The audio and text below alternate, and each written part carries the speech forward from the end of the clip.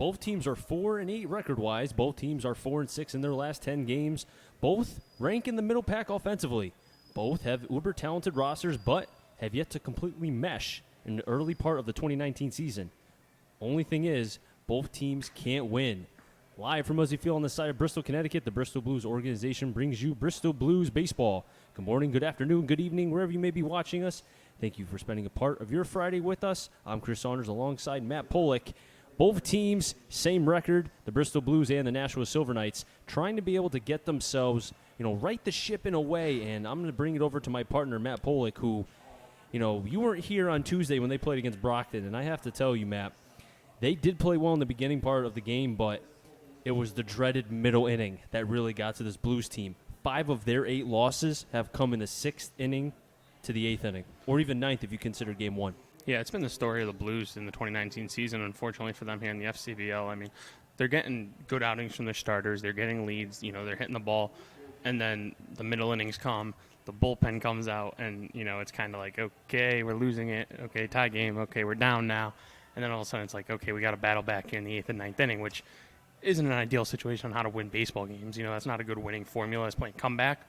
So they just got to find a way to sort the middle innings out. I know, there's a couple ways to do it, but they got to find a way and find a way soon, because you're looking at the FCBL standings, and right now they're sitting 6 out of 7, and, they'd have to play the best team. If playoffs started today, they'd have to play the best team, and that's obviously not ideal for anybody in this organization. Well, the top 3 teams are the only ones with a winning record, and I know you said that earlier. So I think going forward, you always talk about with baseball how things kind of level out over time. I think the biggest part with this Bristol Blues team is being able to figure out the middle innings and the errors. I had an opportunity to talk with Jordy prior to the game, and he said, we've made an error every single game, and you cannot win that way. And, I think for this Bristol team, Ronnie Palmer has talked about, and this is something that I think we can chew on as the game progresses, and possibly, and let's not, we don't want to, preclude that it's going to happen, but the Blues, if they do have a lead going into the 6th inning, there's going to be this question of, can they get it to Nowak in the 9th? Because they have the starting figured out, but the closer is, they have the starting pitching and they have the closer figured out, but it's the middle innings. And I know Ronnie has an idea about possibly using a middle reliever as an opener for the first 2 innings, and then have the starter come in after.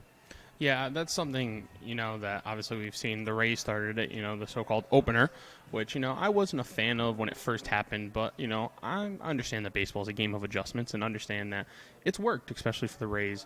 So, I wouldn't be opposed to seeing it. It's just a matter of, okay, who's going to do that? And, like, you mentioned it off-air before we came on, these kids are coming from colleges with coaches with, like, we want this kid to improve in high-leverage situations late in games so we can bring him in, and he's used to pressure. So, college coaches may not be a fan of that, and then it will draw college coaches away from the FCBL if we start seeing that. So that's something we got to worry about. And, manager Ronnie Palmer, that's his concern about his opener idea. But, he'll see if he could find somebody willing to do it. And it's just a matter of, finding the groove, they have one island here, and a bunch of water in the middle, and they just got to build the bridge. Once they do that, they could be a very good team here in the FCBL. Now, switching the page over to the Nashua Silver Knights, they are 4-8, same thing as the Blues, 4.5 games back. Their manager, P.J. Neverett. This team started out 0-4 to begin the FCBL season, and their last 2 games, 15 hits and 13 hits allowed. They lost to the Brockton Rocks 10-8. They lost to the Suns 11-5. They did beat the Starfires 7-2, which is a team that Bristol has taken care of. Could have been 4-0 against them, but because they blew a lead again in the 9th inning when they were up 9-5, that was a scenario where they missed an opportunity. I think a big one for the Blues to be able to capitalize on that team. But going back to Nashua, we're looking at the lineup right now for the Silver Knights, and while it's not imposing a lot of ways, they have 1, 2, 3 players batting over 300, but to be honest, the way that baseball is played, you just never know that a timely hit here or there could be the complete difference how this game could turn out. Yeah, you mentioned 3 guys over 300, but then it kind of falls off. You have their top 4 hitters go 289, 300, 421, 667 in a small sample size. After that 289, it drops to 217, and then 209, and then you're sub 200. So it's not a very deep lineup per se, but, like you said, one hit in a late inning in a close ball game could be the difference, especially the way the Blues have been playing this season with their pitching staff not giving up a lot of runs, but then their offense kind of starting hot and then getting a little stingy towards the middle innings, late innings. So, they're just going to have to find a way to get, Nashua.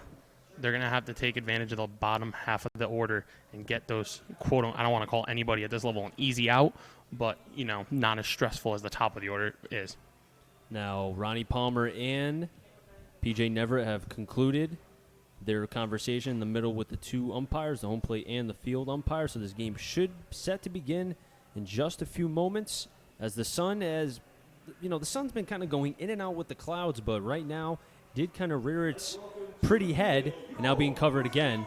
As you hear our PA announcer, John Woods, announce the Bristol Blues as they take the field. And we're going to pause and rise here for the national anthem. And we come back, lineups and first pitch right here from Muzzy Field.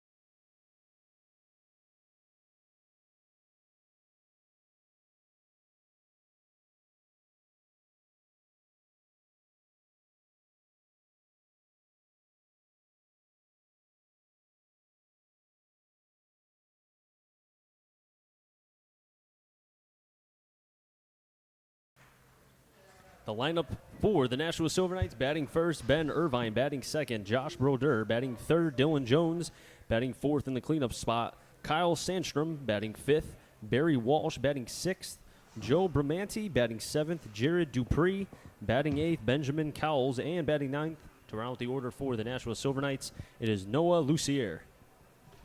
The defense for the Bristol Blues: in the outfield, left, center, right, Mounts, White, Miller; in the infield, third to first, D'Onofrio, Roth, Maves, and Reynolds. Behind the plate is Will Reiner. And on the mound for the Bristol Blues is Jack Moore, coming off two very impressive starts in his first two starts here in the FCBL in 2019. And as I like to say, in terms of what David Cohn likes to say, the Honda scouting report on Moore: calm and cool, quick pace, and he does like to attack the strike zone. Only has 3 walks on the season in 12 1/3 innings pitched. Yeah, he's gone over 6 innings in both starts. 6 innings, even his first start against the Suns, and then 6 1/3 against the Rocks just on June 6th. So, he's going to give you length, and like you said, he's going to attack the zone. That helps give him length, and I'm sure Ronnie Palmer appreciates that. See if he can get through some of those middle innings himself, and then maybe hand it over to 1 or 2 guys to get to Nowak in the 9th. Well, as you said, he did pitch against the Rocks on June 6th. 6 1/3, 2 earned runs, 7 hits, 2 walks, 8 Ks. Fast curve change is the Emory University product right-hander. Also was teammates with a former Bristol Blue, Richard Brereton, who had a fine season for Emory. And at the plate, Ben Irvine from Maryland, senior from Massachusetts, left-handed batter, says hello to both Reiner and the home plate umpire as the shadows creeping over towards the entire field except the batter's box. Moore is ready. Irvine is ready. Gets the sign, and here we go. First pitch Backdoor fastball called a strike, and we're underway. Irvine batting .300 with 8 walks and 5 Ks on the season, the leadoff batter for Nashua. Moore stepping behind the rubber, fires the 0-1 outside. Same spot, a little bit away, 1-1. Beautiful night for baseball here at Muzzy Field. 67 degrees, partly cloudy. As you see the sun's peeking in and out of the clouds, but a beautiful night overall for baseball. 1-1 pitch. In the dirt, 2-1. Moore works quickly, delivers the pitch, gets the ball back, gets on the rubber, takes the sign, and says, let's go.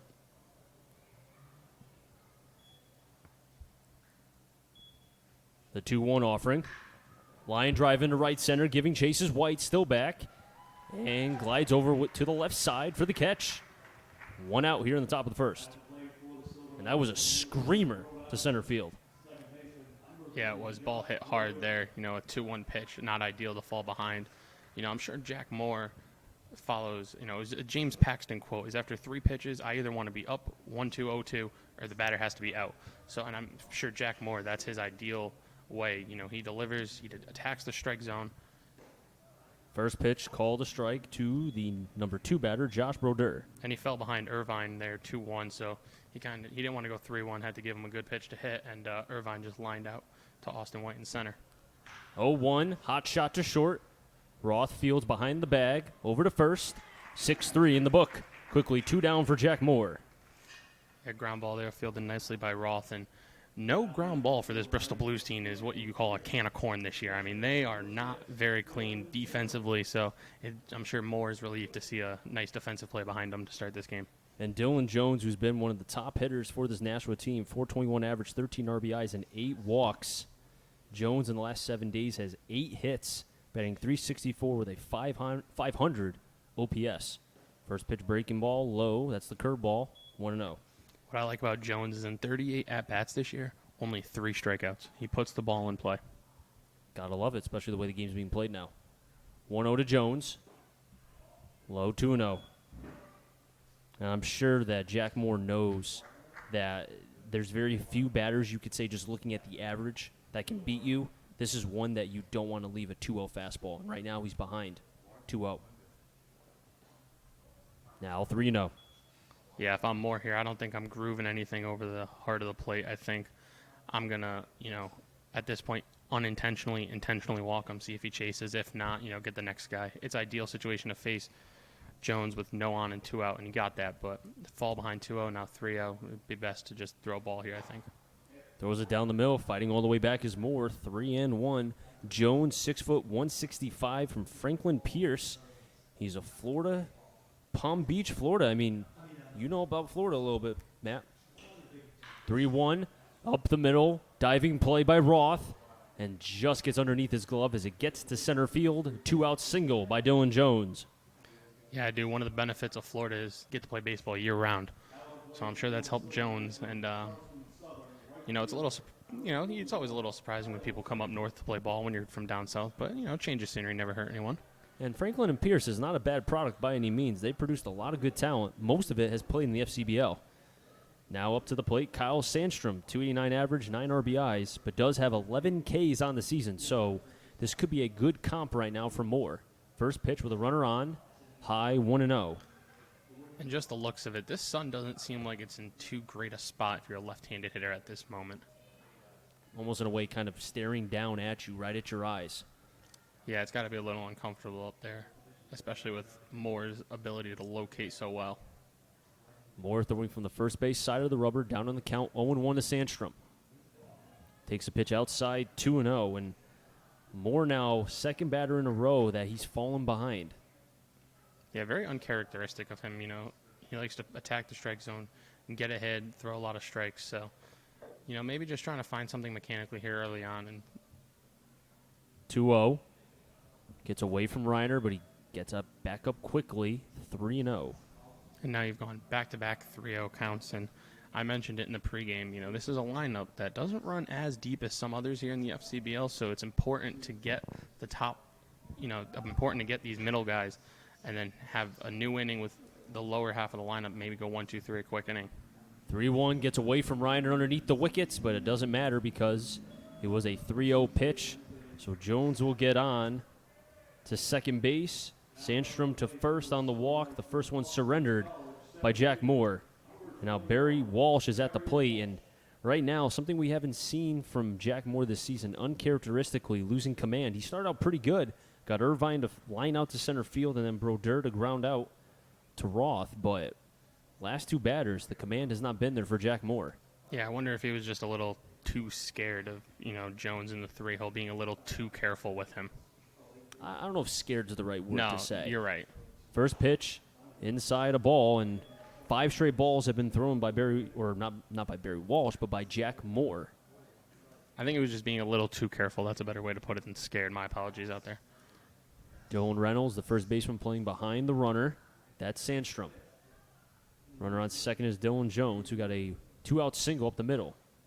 Change up low, 2-0, and now Moore has not thrown a strike just yet. 4 straight balls to Sandstrom, and now 5-6 straight balls as Walsh is now ahead in the count 2-0.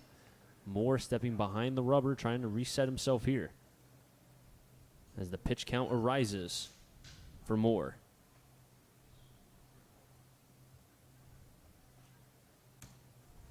2-0 pitch. In, Reiner throws back to first. So close. Reiner has been known to be able to throw to the bags, and Dylan Reynolds playing behind, creeping through, almost caught Sandstrom sleeping. I thought they got him from my view, but it looked good from here. Yeah, umpire calls him safe. Maybe I always said sometimes those plays throw the umpires off, and they just call safe because they don't want to be too wrong. It's always a safer call to go safe in those situations, but yeah, we've seen it now. Every single game Reiner catches, he's not afraid to throw the ball around the infield, and he does it very well. Now, that was called a strike, so it's 2-1 on the Boston College product. He will be a freshman. He's from Massachusetts. 2-1, chopper up to third. D'Onofrio fields over to first in time. Nice 5-3 in the book. So no runs, 1 hit, no errors, and 2 players left on base. Jack Moore escapes a jam. The Bristol Blues will be coming up to bat here in the bottom of the first. You are watching the Bristol Blues right here on the Bristol Blues YouTube channel.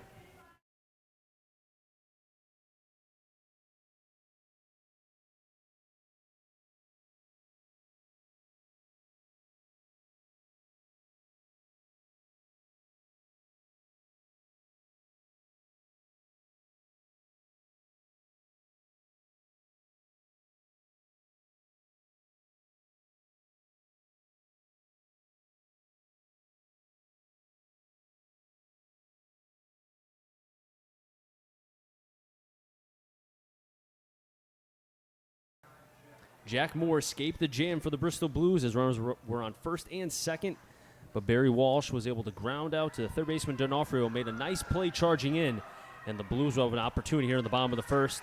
The defense for the Nashua Silver Knights, Irvine in the left, Walsh in center, Sandstrom in right. In the infield, Bramanti at first, Brodeur at second, Cowles at short, Lucier at third, Jones behind the plate, and on the mound, Patrick Harrington from Assumption, 0-1 with a 4.32 ERA, 2 games started, both in appearances, 8 in the third, innings thrown, 4 runs, 8 hits, 10 Ks, and 4 walks for the right-hander. The lineup for the Bristol Blues, leading off the center fielder, Austin White. Behind him is the second baseman, Kyle Maves. Batting third, playing right, is Brandon Miller. The designated hitter, Sam Loda, will clean up. Dylan Reynolds, the first baseman, bats fifth. JT Mounts, playing left field, will bat sixth. Rounding out the order, 7, 8, and 9 is the shortstop, Danny Roth. The catcher, Will Reiner. And batting ninth, playing third, is Anthony D'Onofrio. And Austin White, the left-handed batter from URI, 412 is his average, 7 RBIs, and get this, 14 walks on the season. In the last 7 days for Austin White, he's 6 of 17 with 7 walks, a 353 average, 542 on base, 353 slugging. And I made the comparison while driving here today because, I like to talk to myself prior to coming here. And the one thing I said was this Austin White young man has 4 of the 5 tools. He can hit, he can run, speed, defense, doesn't have the power, but has 4 of the 5 tools that you look for a center fielder. Yeah, he's definitely, what you look for in the center fielder. And I liked what you said. It was on your Twitter, actually, the other day when you were watching the game. He doesn't chase. He doesn't. He takes everything. He knows the strike zone as well as anybody. First pitch high to White, 1-0, and I can tell you right now, Mr. Harrington, if you do not throw it anywhere near the strike zone, White will casually just walk to first. 1-0 pitch. Low 2-0. And see, that's another thing, too, with White is that he'll take even a close pitch. If it's not where he wants to swing at, he'll spit at it. He doesn't care. 2-0. 3-0. Yeah, that's another key part. It's not one of those 5 tools, but it's a tool that I personally love. Not afraid to hit with strikes on The you. 6th tool. Yep. He doesn't mind it. In for a strike, umpire lifts the right hand, 3-1. Chris Saunders alongside Matt Polick between Nashua and the Bristol Blues. 3-1 offering. Over to right. Nice bare hand, or actually glove play by Bramante. And he just gets the out at first base. Bramante showing a little bit of glove action at the hot corner at first. Yeah, I like how you called it a hot corner. A former first base myself, I was always offended when they called third the hot corner. When a lefty's up, first base is just as hot corner as third base is. Nice pick by Bramante there, and a flip to Harrington to get the first out. And for a second, it didn't look like Bramante had it. I thought it was going to pop out of his glove, but he stuck with it through and through. And the Nashua Silver Knights get the out. Kyle Maves at the plate. Takes the first pitch, 0-1. Yeah, this sun right now isn't really fun for anyone, including us, Chris. I know. We talked about it. Delay reaction, I think, for us when it makes contact, bat to ball. Yeah, I'm not having a fun time reading it off the bat right now. 0-1. Inside high, 1-1. Kyle Maves batting 143 with 5 walks and 7 Ks. Kyle Maves was on the regional team of Quinnipiac, which did get their first regional win in some time. 1-1. Outside, 2-1. They did beat an East Carolina team, which was ranked amongst the top 15 in college baseball. And albeit, I get they lost to them in the chance to be able to get themselves to a super regional, but still a great year for the program. Kyle Maves, 3-1, 2-1 pitch was outside. Well, yeah, Chris, we've talked about it. People kind of sleep on the Northeast in They really do if you think about it. Athletics, especially baseball, I feel like, because we can't play it year-round like some of the more southern states. But we have some legit talent up here, and I think people should start recognizing that. Close pitch, and Kyle Maves thought that was going to be his 6th walk on the season, but instead, that borderline pitch called a strike, 3-2. As the sun's still barreling down, hear at us on Muzzy Field. 3-2, popped up, he'll stay in play, taking off the mask is Jones, and it's an easy catch, 2 down. That's a disappointing at-bat for Maves. He thought he had ball 4, and then the 3-2 pitch, he pops up straight to the catcher. And, I was just about to make the comment that his umpire seems like a hitter's umpire, a pretty small zone. And then he called that 3-1 pitch a strike on Maves, and I got to wait a little longer before I make that judgment on this umpire. Looked like ball 4 to me, but, I've said it once, I'll say it again. That's why I'm up here behind the mic, not down there calling balls and strikes. And the right-hander, Patrick Harrington, 2 quick outs as Brandon Miller steps up, the left-handed batter from St. John's, 280, 5 RBIs, 3 walks to 4 Ks. First pitch to Miller, fouls it back, 0-1, and I can tell you right now, I have no idea where that ball was because the sun is right in our view. Yeah, it's very it's hard. It's hard. Sun's poorly located for us. I'm a little mad. The 0-1. High 1-1. Patrick Harrington, we can tell he does have strikeout potential. He has 10 Ks and 8 1/3 innings thrown, so he can get it up there.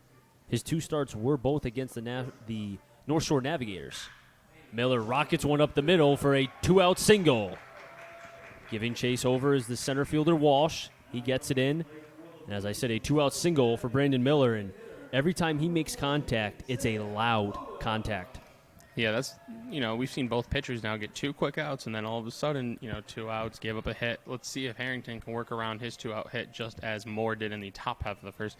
He'll have to get through the Central Connecticut product designated hitter, Sam Loda. Loda was the starting catcher for that Central team that did make it to the regional. Pitch low, 1-0. And something interesting about Loda, only a sophomore, or rather just finished his sophomore campaign, he calls his own game. Yeah, you don't see that a lot. Very impressive for someone his age at the level he plays at, and how far they got with him behind the dish calling the game is very impressive.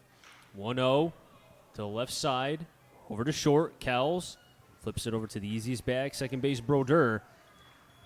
So no runs, 1 hit, no errors, and 1 player was left on base.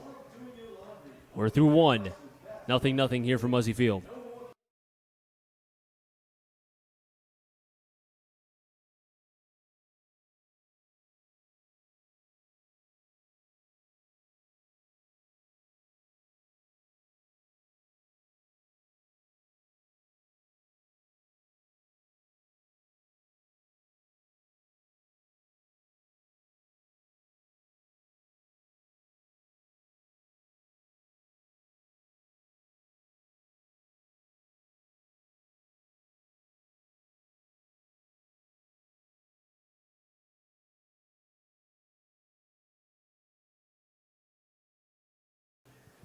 Both pitchers, Jack Moore and Harrington, the starting pitcher for Nashua, working with a couple guys on base. Moore was able to escape, and then Harrington was at well for Nashua as we head to the top of the second. As a navigator correction, the Silver Knights will have 6, 7, 8. Bermanti, Dupree, and Cowles. If any of them get on, the number 9 batter, Lucier. Yeah, good inning for Jack Moore here would be get 1, 2, 3, and then you get the 9 hitter to lead off the third inning. So I'm sure it's important to him and manager Ronnie Palmer that he can get a 1, 2, 3 inning here with 6, 7, 8 up. And Bermanti, who leads off, is off to a slow start. In 41 at-bats, just 7 hits. That's a 171 average. And 14 of those outs have been punch-outs. So if Jack Moore can find his command here, he has the strikeout stuff. We might see a couple strikeouts this inning. And Harrington, the starting pitcher for Nashua, only threw 14 pitches. Correction, 16 pitches. Did not do my math correctly. He threw 16 pitches. Math is hard, Chris. It's okay. It is very hard. But then you consider Jack Moore, who was falling behind in a lot of counts and had to fight back. Yeah, we'll see if he can bounce back and have a better inning here in the second. He had a good inning going. He had the 2 quick outs and the base hit. The walk kind of lost some command. And I think that's what somebody like Dylan Jones does to you in the lineup. You got to be more careful to him, and then you struggle, lose command, some confidence. But he was able to work around it, get out of the inning, and now he gets a fresh, clean start here in the second inning. And he'll start off with number 37, the right-handed batter, Joe Bermanti, 171 average, 6 RBIs, but 14 Ks. First pitch outside, 1-0, and Jack Moore right now does not have the elite command that we saw the first 2 starts of his Blues career thus far, but you would think he's going to battle. 1-0. Change up. Call the ball high. 2-0. Don't know where that one missed. But, yeah. It was close. Yeah, we've talked to Ronnie Palmer, manager of the Blues, multiple times about his starting staff. He says they're warriors. They're going to go out there and fight and try to give you innings and, go deep into games no matter what kind of stuff they're working with. So Jack Moore's not going to go out here and just, hand it to the Silver Knights. He's going to make them work for it, and he's going to battle. As you see, he gets a strike there, 2-1 now. 2-1 high. That was the breaking ball. 3-1, and already 1, 2, 3 batters so far for Jack Moore have been able to run the count to at least a 3-ball count. 3-1 offering. Swing and a miss. Full on Bermanti. Good pitch there from Jack Moore, 3-1. I mean, Bermanti's probably sitting fastball. Moore throws him off. And, that just shows the confidence that he has. The payoff pitch. There's the breaking ball and lines it up the middle for a leadoff single off the bat of Joe Bermanti. Chris, I'm glad you could see because I totally lost that ball again once it was off the bat. I mean, it's, 7:23 right now. I'd say another 20 minutes before we can actually see the field. Yeah, I think where you're sitting, you got a little better view of it, but, I won't complain, I guess. Number 18, Jerry Dupree, 209 average with 5 RBIs and 14 Ks as well. He swings at the first pitch, fouls it back, I think. I thought he swung and missed. But you know what? I'll take the sun over what we've had the last couple of days with rain and just icky weather. Yesterday was freezing. A 1 pitch outside, 1-1. I agree 100%. And it seems as if, maybe it's just the way Reiner's catching it, but it seems like Jack Moore is rearing back, trying to throw a little bit harder here, maybe frustrated with himself that he doesn't have his command, which isn't always the best thing to rear back, try to throw a little harder when you don't have your best command. But we'll see how it works for him. 1-1. Change up low, 2-1. And our scouting report on Moore, I mean, he's always been calm and cool even when things are not going great. He seems to be working maybe a little bit slower pace than what we're used to seeing, but he does attack either way. The 2-1. To the right side, back over Reynolds for 1. Over to second for 2. Double play. The 8th double play by Nashua this season and the Blues. 1-6 double play. That's a 3-6 double play, Chris. Or 3-6, correction. Thank you.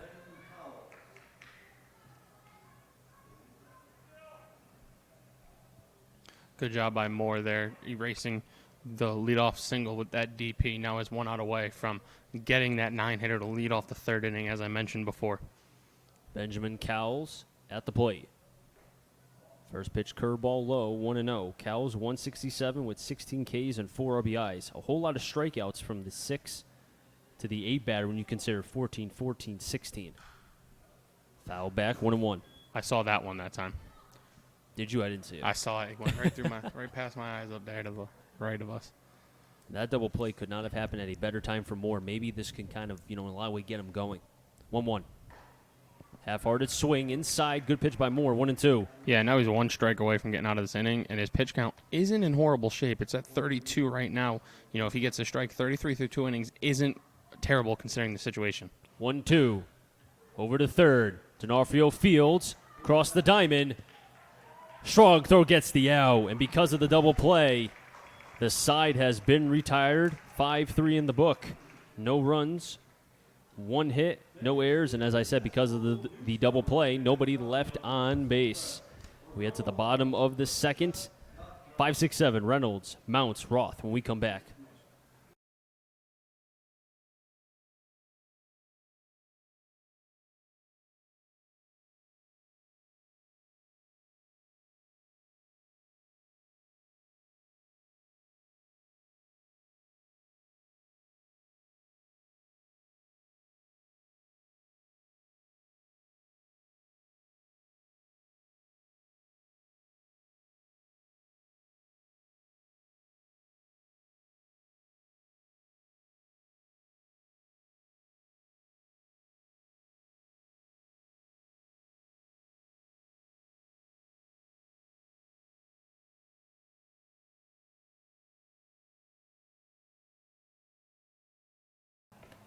The Emory product gave up a leadoff single to Joe Bramante, but was able to get a 3-6 double play.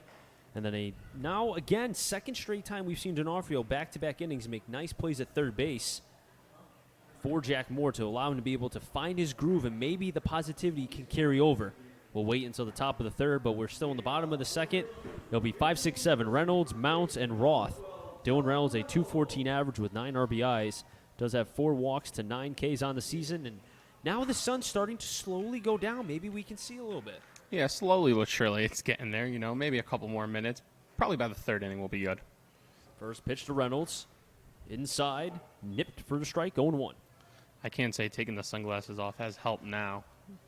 See a little bit better. Hopefully I can see the ball off the bat. The 0-1. Check swing by Reynolds. Did he go? No, he didn't, and to be honest, I didn't even think he half-heartedly committed. No, not at all, and I don't understand checking the first base umpire to see if he swung when it's a left-handed hitter.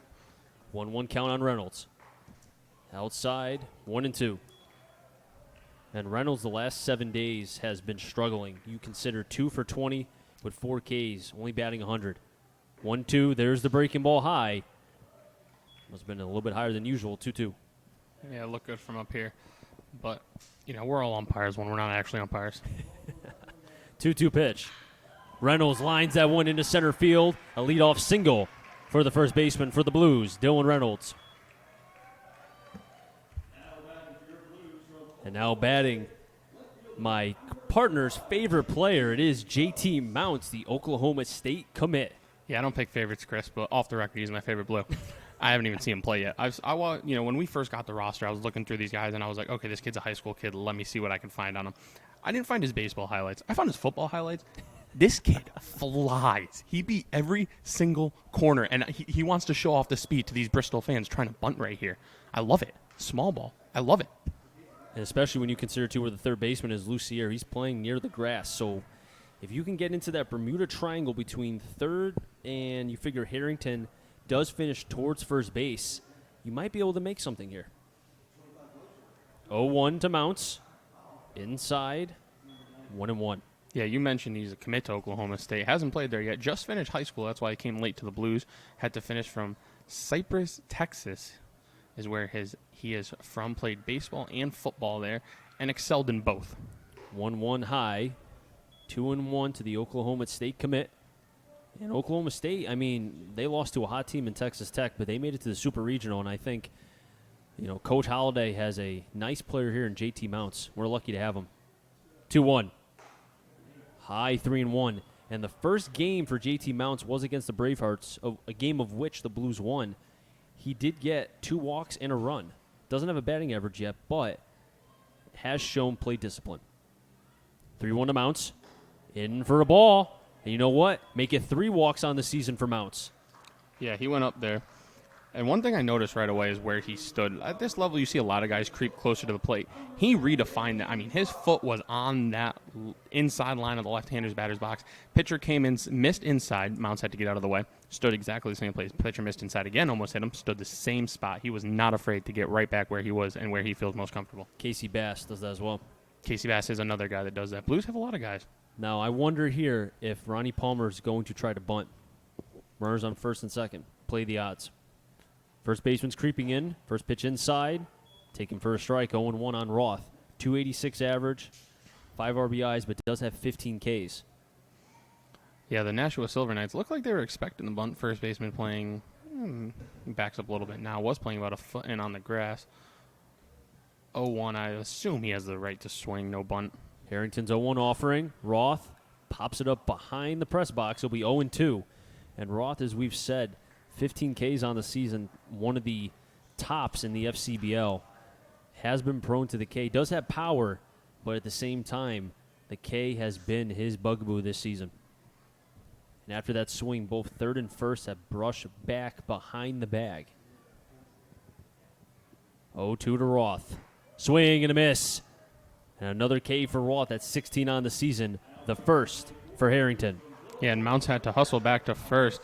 A fake by Jones. Fake and a snap throw to first. Mounts getting bouncy off of first, taking a big lead. Aggressiveness on the base paths. And now the question will be, maybe should have Roth bunted there. Possibly. Yeah, to at least advance the runners. Hindsight's always 20/20. I mean, it always depends on what happens here with Reiner and D'Onofrio, the 8-9 hitters for the Blues. Reiner, a 222 average, 4 RBIs on the season. Takes the first pitch for a ball, 1-0. Reiner, a product of Villanova. Yeah, we know what Reiner could do defensively now, just, finding it with the bat. He started hot, had a 2 RBI single on the doubleheader that opened up the season here at Muzzy. But since then, it's kind of cooled down. Harrington staring down second, the 1-0. Low for a ball, 2-0. And the patience from this Blues team has worked in the way where Mounts worked a walk. And then Reiner now ahead in the count 2-0. Reynolds at second, Mounts on at first. Cowles staying behind Reynolds at second. First baseman Bamanti behind Mounts at first. 2-0. In for a strike, 2-1. Good job by Harrington there. Didn't really lay it over the heart of the plate, outside corner there to battle back in the count. Now it's 2-1. Well, I'm assuming Reiner was taken all the way, seeing a strike there. Let's see what his approach is now. With a 2-1 count, 1 out, and runners on first and second. Sun behind the trees. The 2-1. Reiner fouls it back, evens the count 2-2 with 1 out.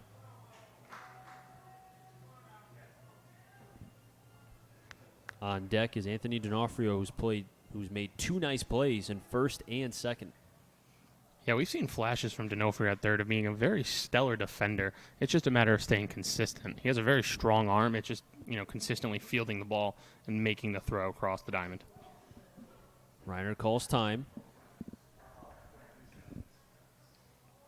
Patrick Harrington in his last start against the Navs went 5 innings, 1 run, 7 hits, 1 walk, 6 Ks, and 23 batters faced. Did throw 16 pitches in the first inning. The 2-2. Outside for a ball, 3-2. You know what? I'm not surprised that Reiner has taken this to a 3-2 count because as a catcher, you can go to the plate almost thinking, okay, how would I attack myself? Yeah, not only that, but he knows the zone just as well as anybody right now. I mean, he's been catching this umpire for 2 innings. He knows his zone, so he has a very good eye up there at the plate. Payoff pitch. Line drive into left center. Going back is Walsh. Still back. Makes the play. And the runners have to go back to their bags. And a nice jump from Walsh, being able to glide over to the right side as that ball was carrying towards left center.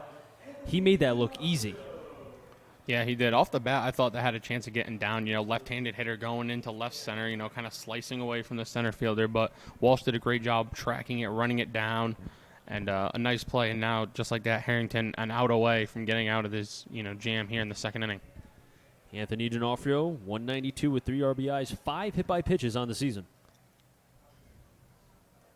First pitch to D'Onofrio. High, throw back to first. Just keeping Mounts honest. 1-0. Curious throw by Jones, in my opinion. I mean, you have 2 outs. I mean, you got to have confidence in yourself to throw it on, obviously. But I didn't think Mounts was that far off the bag. A little Interesting decision there, in my opinion, by the Silver Knights catcher Jones, but nonetheless, no harm. 1-0. Big healthy cut. Comes up empty. 1-1. That is like what I like to call a daddy hack. That's a big daddy. That's a big hack, right? Right there by the Blues third baseman D'Onofrio, trying to make this a 3-0 game really quick. 1-1 count on D'Onofrio. Reynolds on at second. Mounts at first. 1-1 pitch. Towards right side. And through for a base hit as it stays fair. Reynolds rounding third. He'll score. Mounts is getting the go-ahead sign. Throw to home. And Mounts is going to be thrown out at home. But the Blues do get one RBI single by D'Onofrio. They do lead 1-0 over the Nashua Silver Knights.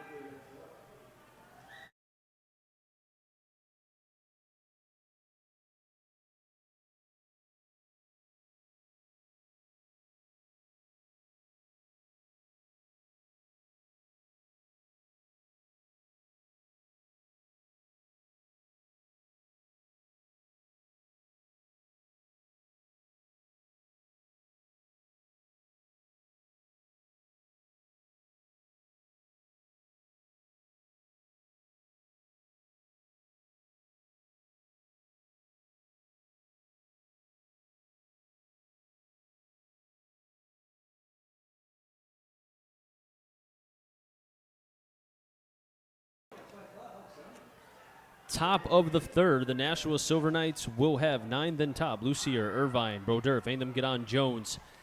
A lot happened in that bottom of the second. You did have an RBI single by D'Onofrio, but however, with it scoring 1 run, JT Mounts was waived by Ronnie Palmer. And Matt, you noticed something with Ronnie Palmer. Yeah, he was very aggressive there, sending Mounts. I mean, we know, I pointed out when he came to the box, Mounts has speed. And the only way you were getting Mounts out there was the perfect 9-3-2 relay, which they did beautifully. Sandstorm, Bramante, Jones. Perfect relay by the Silver Knights. Fundamental relay. That's textbook right there, what they did. Great job to get the speedy Mounts trying to score from first.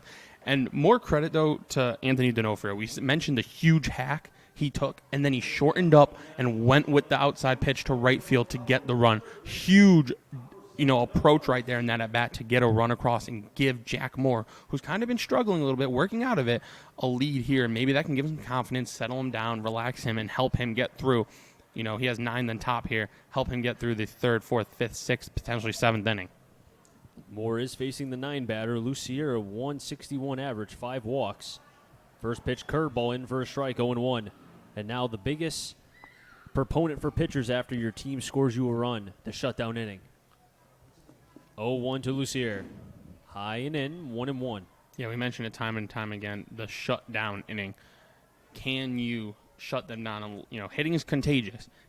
Especially there, it wasn't a batted ball out to end the inning. Line shot to right. Miller has to come in and then stop back at the last second. And that'll be a single, the 3rd hit of the day for Nashua. Yeah, shutdown inning we mentioned. Can you get your teams back in the dugout, back in the box, trying to do more damage? A leadoff hit to the 9-hitter, not ideal with this top-heavy Nashua Silver Knights lineup. Now he's got to go through Irvine and Brodeur again, and then potentially Jones, how this inning goes. But Knights have a chance here to get that run back for their starter Harrington. Irvine, first pitch, outside for a ball, 1-0. Irvine leaded off the game with a line out to center field back in the top of the first. Each team with 3 hits. The Blues scored in the bottom of the second. But right now, for the second consecutive inning, Nashua has a runner on first to lead off the game, or lead off the inning, I should say, as Irvine is heading the count 2-0, batting from the left side, wearing number 8. I'm surprised Will Reiner hasn't called time to go talk to Jack Moore, settle him down here. Top of the order. He's down 2-0. 2-0 foul back, 2-1. I was going to battle back and shut me up again. Normally what happens, make myself look like a fool. Reynolds holding the runner on at first. That's Lucier from Nashua. You have D'Onofrio playing on the lip of the grass. Second and short playing normal depth. Moore steps off. Yeah, middle infielders normal depth. They're cheating towards the middle of the turn 2, which, I get why, but at the same time, big 3-4 hole right now for a left-handed hitter in Irvine. Curveball that was in the dirt, but Reiner being able to stay in front. 3-1, and Moore struggling with his command again here in the third. Doesn't have his best stuff, we can just tell today, but he's battling. He's been able to get the outs, the double play and the outs here and there. 3-1, runners going, swing and a miss. And a stolen base for Lucier. And he evens the count to now 3-2 on Irvine. I like that, assuming that's a hit. I like running the base runner there on 3-1. Good. I like that call by the Knights right there. PJ Neverett, the third base coach and the manager for Nashua. Payoff pitch. Outside for a call, strike 3. Irvine down on strikes. He And the first K for Moore. He didn't like that call at all. Threw the bat like it was ball 4, ready to walk to first base. Jack Moore gets a call from the umpire. My view looked a little off the plate, but, Moore, you talk about it. You throw in a lot of balls, you're not going to get those calls. Moore, although he's throwing balls, he's battling, he's fighting. And when umpires see that you're out there, working, they'll help you out a little bit. Josh Brodeur, who grounded out to first, or grounded out to short, as he fouls a pitch back 0-1. Back in the top of the first. Now that stolen base looks huge for the Knights because you don't really, unless it's an unconventional double play, you're going to get Dylan Jones up probably with a runner on here in the third inning. Each team with 3 hits apiece. 3 hits apiece, I should say. 0-1. Foul back again, 0-2. On deck is Jones, and I don't think Moore wants to have Jones come up with a runner on, at least 2 runners on. It's one thing if there's a runner on second still, and he's able to get the K of Brodeur. Yeah, well, it's another thing to have 2 outs on when Jones is up. I think that's a big part. If you can get this K here, get Jones with a man in scoring position, but 2 outs, and, you could afford to be a little careful with them. 0-2. Outside, 1-2. We saw the delivery from Moore right there, kind of not finishing the pitch. His body was going towards first. The arm going towards the arm side. That's the right side in the right-handed batter's box. Yeah, already 45 pitches for Jack Moore just here in the third inning. 1-2 to Brodeur. Off the end of the bat. That will drop into right for a base hit. PJ Neverett is rounding the runner from third. Play it home. Not in time. Throw to second. Gets away from the shortstop Roth. But Austin White backing up just in the nick of time. However, the Nashua Silver Knights tie the game. RBI single and then throw to second by Josh Brodeur. Yeah, Brodeur right there. RBI single into right to tie this game. Good job by him. As soon as he touched first, he was watching Miller's throw. As soon as he saw it was going all the way through to Reiner, he took off to second, gets there safely. And, we've mentioned it time and time again, Reiner, is not afraid to throw it around the infield. That time almost hurt him, but good job by White backing him up. And Dylan Reynolds, who did single up the middle with 2 outs, off the end of the bat, pop up, over to first, near the line is Reynolds. 2 down. One Dylan pops out to another. I'm surprised that Jones swung at the first pitch. Yeah, I am too. I think, he was trying to do a little too much. Okay, RBI single right there, tie game. Let me try to give us a lead. I think he was just trying to do too much. I'm also surprised he swung first pitch. I would have liked to see him take a pitch there, but, I don't think Jack Moore's complaining, especially where his pitch count's standing. And the ball game is now tied between the Blues and Nashua. Blues score in the bottom of the second, and then now here, Nashua in the top of the third. Moore, first pitch. There's the curveball. Call the strike, 0-1 on Sandstrom. Jack Moore sitting at 48 pitches, 25 strikes, 23 balls. This is a Nashua team that came in as a team, batting .213, 18 doubles on the season. 0-1 breaking ball outside, just a little bit out, 1-1. Did have 52 RBIs, though, on the season, 70 walks to 100 Ks coming into today. 2 hits for Nashua in this third inning, the most through 3. Or 2 2/3 if you want to be politically correct. 1-1, foul towards the left side near the bullpen of the Blues, 1-2. And Moore looking for his second K. Did get Irvine on a 3-2 pitch outside looking. And if you're Ronnie Palmer and the Blues, this is kind of like worst case scenario. Starting pitcher's high pitch count, and all of a sudden you're going to have to use those bullpen arms for more middle innings than you already have to. And that's been their kryptonite. They haven't been able to get through the middle innings. So 1-2. Inside 2-2.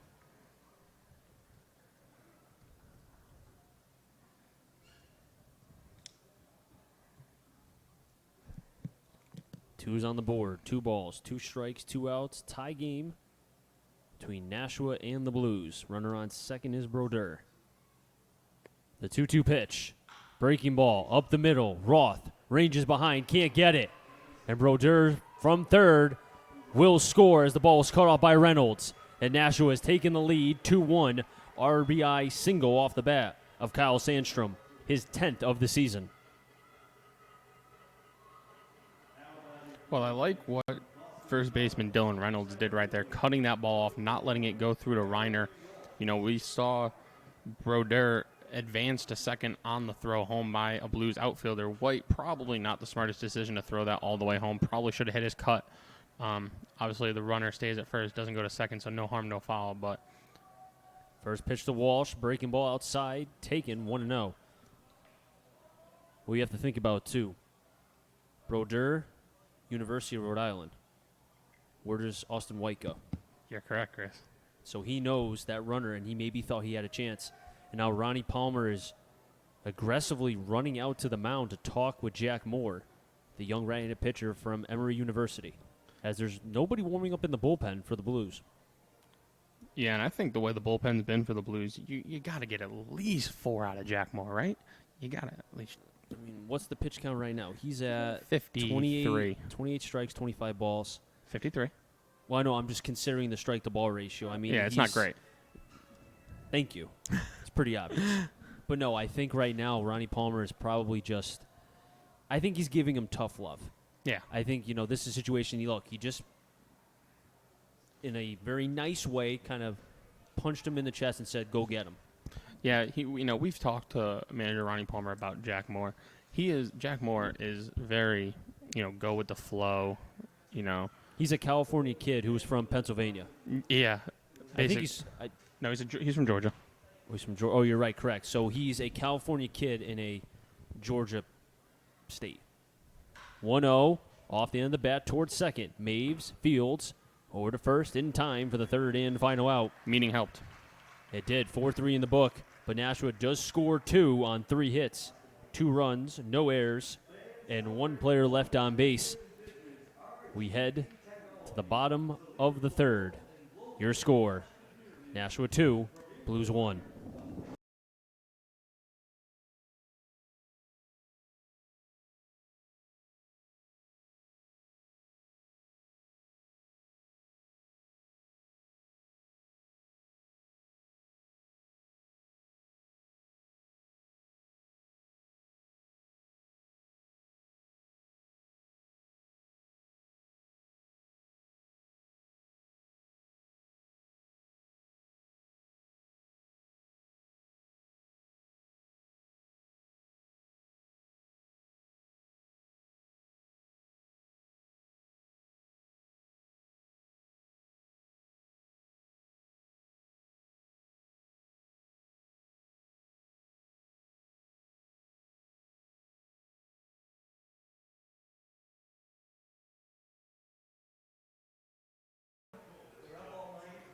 Nashua scores 2 in their top of the third, and the Blues are down by what was a 1-0 lead, a 2-1 deficit. They will have the top of the order.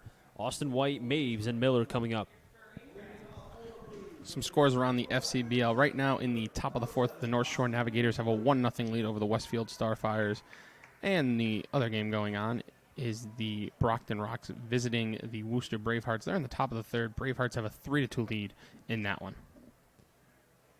Austin White 0 for 1 on the day, grounded out to lead off the game.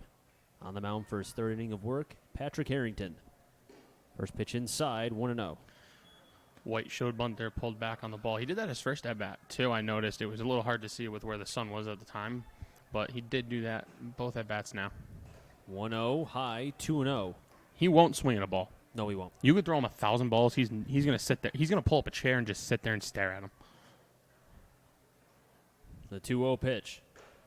In for a strike, 2-1. And Austin White was named, if I recall, I wrote it down, on New England Baseball. He was one of the players to watch for this season.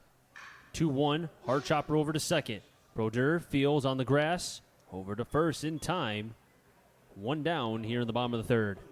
They retire Austin White, the leadoff batter. One thing I love right there from that ground out, Austin White, routine ground ball to second base, hard 90, as I like to call it. He's done that, the times that we've had to be able to see him play. He hustles, he runs, he does everything well, I think. And, whoever, if he ends up playing at the next level, whichever team does get him, they'll be lucky. Kyle Maves at the plate. Takes a pitch outside, 1-0. Harrington, I have to give credit, as Maves flew out to the catcher back in the first. He works quickly. Harrington shakes the head yes to Jones. 1-0 inside, 2-0. He does. He works very quickly. No nonsense. And as I say that, he takes his time to get up back on the mound. There you go. Fall behind 2-0. Take your time. Right as I'm complimenting how quick you work. The 2-0 to Maves. Over to left. Center. Now twisting over to center field is Walsh. 2 down.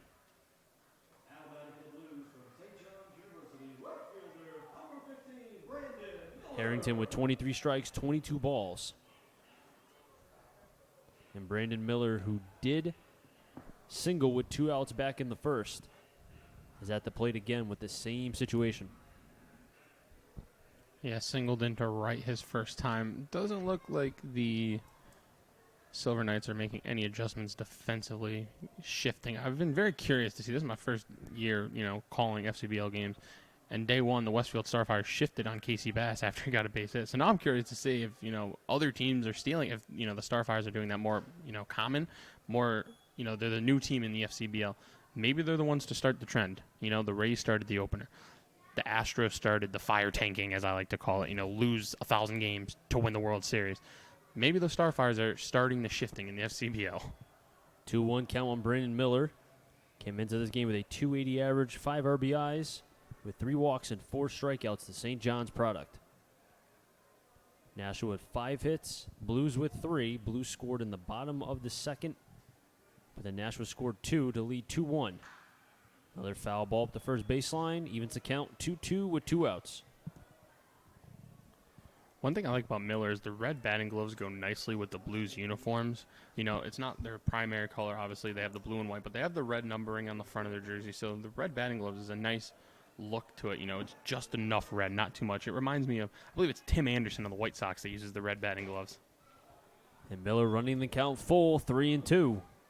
I think the gloves kind of fit because he goes to St. John's. Yeah, so he didn't even have to buy a new pair. There you go. It just fit the uniform nicely. Works out just perfect.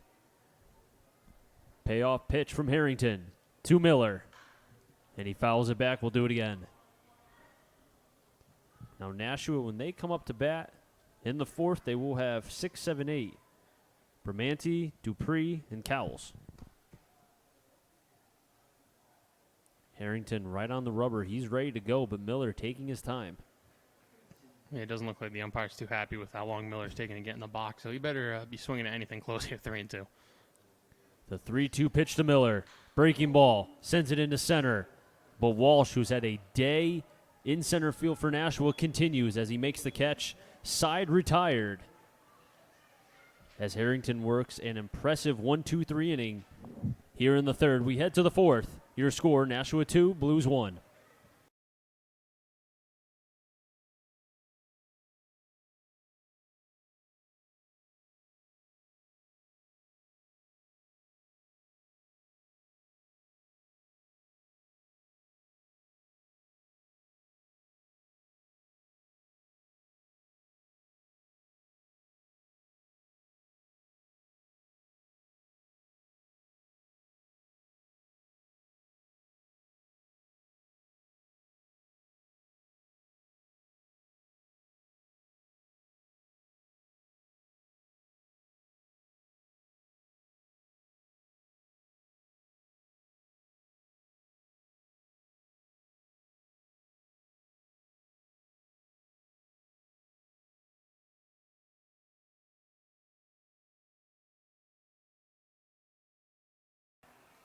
Top of the 4, 2-1. Nashua leads over the Blues. 6, 7, and 8. Bermanti, Dupree, and Cowles. Vadim get on. Lucier. Some scores around the big leagues right now. Bottom third, Nationals have a 2-1 lead over the Diamondbacks. In the top of the third, Red Sox have a 2-1 lead over the AAA Baltimore Orioles. Top of the third, Cardinals trailing the Mets 1-0. Also in the top of the third, Rangers have a 2-0 lead over the Reds. Scoreless in the top of the third between the Pirates and Marlins. In the top of the second, Angels have a 3-0 lead and bases loaded against the Rays. Moore's first pitch to Bermanti. Drops in the curveball for a strike, 0-1, the backdoor version. End of the second in Detroit, Indians and Tigers knotted up at 2. Braves and Phillies also tied at the end of 2, 1-1. 0-1 inside, taken for a ball, 1-1. And that's all for the games going on right now. Coming up at 8:10, we have the Blue Jays and the Astros, Royals, Twins, and the Yankees are visiting the White Sox. Moore getting the sign from Reiner. The 1-1. Scooped up by Reiner, 2-1. And again, same thing we've seen the first 3 innings. Jack Moore, uncharacteristically, falling behind these Silver Knights hitters. 2-1 pitch. Sends it in the left through the 5.5 hole. And just like the second inning, Bermanti leads off the inning with a single. Yeah, in the second, it was erased by a double play hit by Dupree, 3-6 DP. Let's see if Moore can roll another one here and get another double play off the bat of Dupree. Dupree, who did, as Matt said, grounded out to the double play. First pitch outside, 1-0. Yeah, if I'm the Silver Knights, I'm going up to the plate and I'm staring at one pitch, and if I don't get it, I'm going to take until I see a strike. The way Jack Moore's throwing right now. 1-0 pitch. High and out, and we've seen Moore now miss to the arm side a lot today, and I think that has to do with how the body is as he's throwing the ball going towards first base, not really getting that finish like he has through his first 2 starts. 2-0 pitch. Another arm side fastball away, 3-0. Yeah, he definitely doesn't look very comfortable out there. This is his first time throwing in a game at Muzzy. Both his starts have been on the road. So, I'd like to point it to that, although it seems pretty too easy to point it to that. 3-0 pitch. It was close, but because he fell behind, he won't get the close call. And a walk given up by Moore, his second of the night. And you got to imagine the Blues bullpen's got to start at some point. And as right on cue, it looks like somebody's standing up. Looks like number 32, if I read that correctly. Actually, that might be the catcher. Yeah, I believe 32 is a catcher's number. Oh, that's Lasky. That is Jordan Lasky. And I didn't even have to look. Look at us go. We're getting there. No, it takes a couple games. Reynolds playing in front of the runner on first. That's Dupree. On second base is Bermanti. 2 leadoff singles. First pitch. Low 1-0. Cowles is at the plate, who did ground out to end the second. Right now, Moore in a jam as both first and third, Reynolds and D'Onofrio pinching in on the grass. Infield playing back. Warming up in the pen for the Blues is the left-hander Dominic Nyman. 1-0. Inside 2-0, and it looks like we have a defensive change. Looks like Roth is now at second base and Maves is at shortstop. So interesting that they made the move mid-game. Yeah, good call, Chris. Thank you. 2-0 pitch on Cowles, inside 3-0. And as each ball is being thrown and Moore is not pleased, the bullpen is getting hotter and hotter as the left-hander is warming up for the Blues. Yeah, Moore very upset with himself, slapping himself on the leg right there after falling behind 3-0. He knows he's better than this. I think it's just a little small mechanical fix they have to work out. 7 straight balls thrown. Now make it 8 as the bases are loaded. Back-to-back walks given up by Moore. And Will Reiner going out to talk with the young right-hander from Emory as the pitching coach is going out for the Blues. Yeah, I think this meeting is a little bit late, in my opinion, from Will Reiner. I would have liked to see him go out there, maybe at a 2-0 count, see if he could battle back there. But, the negative here, bases loaded, nobody out. The positive is the 9 hitters up. Although he did single and score his first time up, it's also, I think it's a kind of confidence thing. It's like, okay, the 9 hitters up. Obviously 9 hitters not something to slack at this level, but it could be a confidence thing for a pitcher, just knowing it's the bottom of the order. Well, just think about he had 33 pitches through 2 innings of work. He now has 66 through 3+ innings of work. And we've been talking about how he has not looked comfortable on the mound. The command has not been there.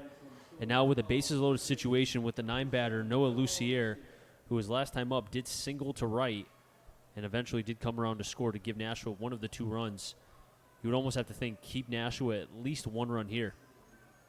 Both first and third pitching in. First pitch to Lucier, inside for a ball, 1-0. And so far, 4, 8, 9 straight balls thrown by Jack Moore. My guess is this is his last hitter. The 2 guys that start the Knights order, Irvine and Broder, both left-handed hitters. The lefty Nyman's warming up. I bet Moore's done after this batter. 2-0 pitch, make it 10 in a row, and also 2, third time through the order. We haven't seen the changeup much. The curveball has been there from time to time, but I think the biggest thing, and as pitching coaches like to say, if you don't have fastball command, you're a sitting duck. 2-0 pitch to the 9-batter. In for a strike, 2-1, and Reiner is going to have to try to guide his fellow teammate Jack Moore through this tough jam. Bermanti at third, Dupree at second, Cowles at first. Bullpen action still in for the Blues. The 2-1 offering. High 3-1, nowhere to put. Lucier. Yeah, the corner infielders are in. They're going to go home with it. The middle infielders will take 2 outs for 1 run, but 3-1 count. Moore's got to find the zone here. Nowhere to put Lucier, as you mentioned. 3-1 to Lucier. Low for a ball, and Jack Moore has walked the batter. 1 run will score. That's Bermanti. 3 straight walks by Moore. And looks like Moore's going to get another batter. Ronnie Palmer is signaling out to the bullpen. Lefties coming in. Moore's day is done. Bases still loaded. 3-1 Nashua over the Blues. We'll be right back.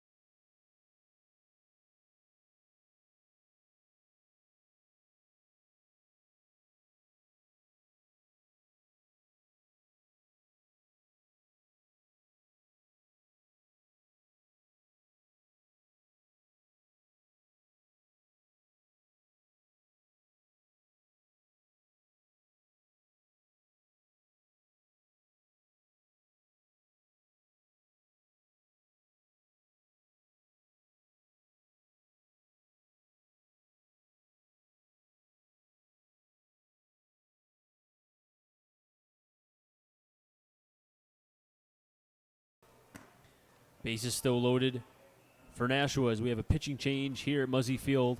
It'll be Matt Shane, the left-hander from Central, 165, and he is from Colchester, Connecticut.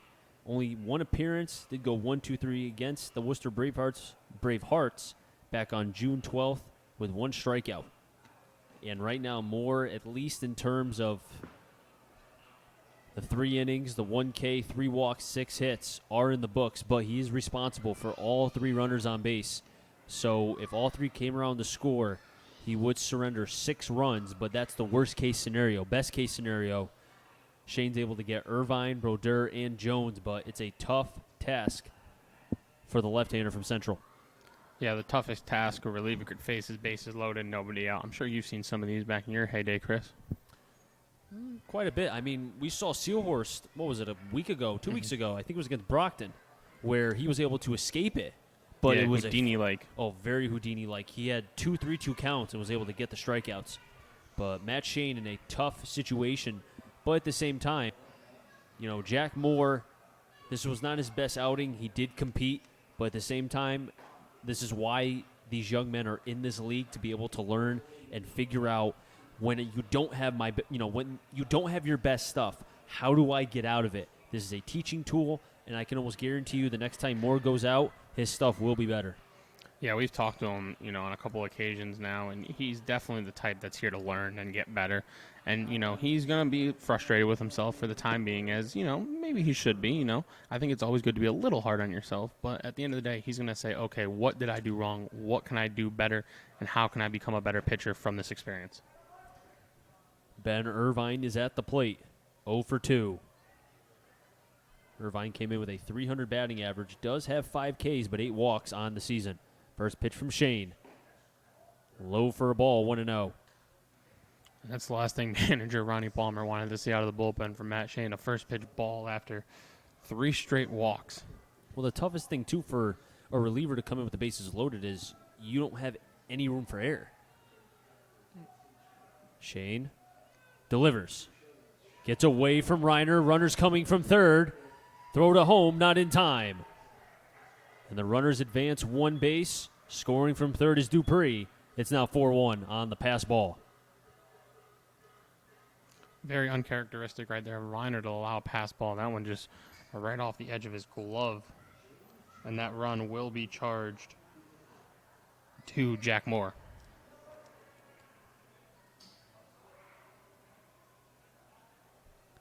Shane behind the count, 2-0 to Irvine. Comes to the set high. The 2-0 pitch. Outside corner, called a strike, 2-1. Infield in for the Blues. They're going to cut down the runner at home. And, you mentioned, we've said it repetitively now, middle innings have been a problem. And all of a sudden, okay, can we get to the 9th? Okay, you got to get, 15 out still to get there? It's a long way to go for the Blues. 2-1. Low 3-1. Now, there is a base open right now because of the pass ball that did score another Nashua run. So far, 2 in the third, 2 in the fourth. They're ahead against the Bristol Blues 4-1. But right now, I think the Blues want to keep it at a 4-1 game because any more, and it could get out of hand quickly. 3-1 pitch to the right side. Reynolds staring down runner at third. Will tag first for the first out. That was one of the best things that could have happened right there from Matt Shane. Ground ball to a corner infielder. Runner at third. Cowles probably didn't even think about going home as soon as he saw it was fielded by Reynolds.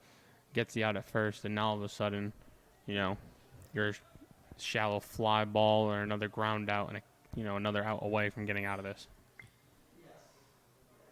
Brodeur batting from the left side already has 1 RBI in this game and 1 hit, 1 for 2.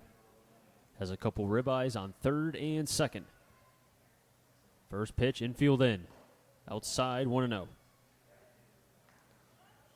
Cowles at third. Lucier at second. Infield playing in. Shane on the mound from Central Connecticut.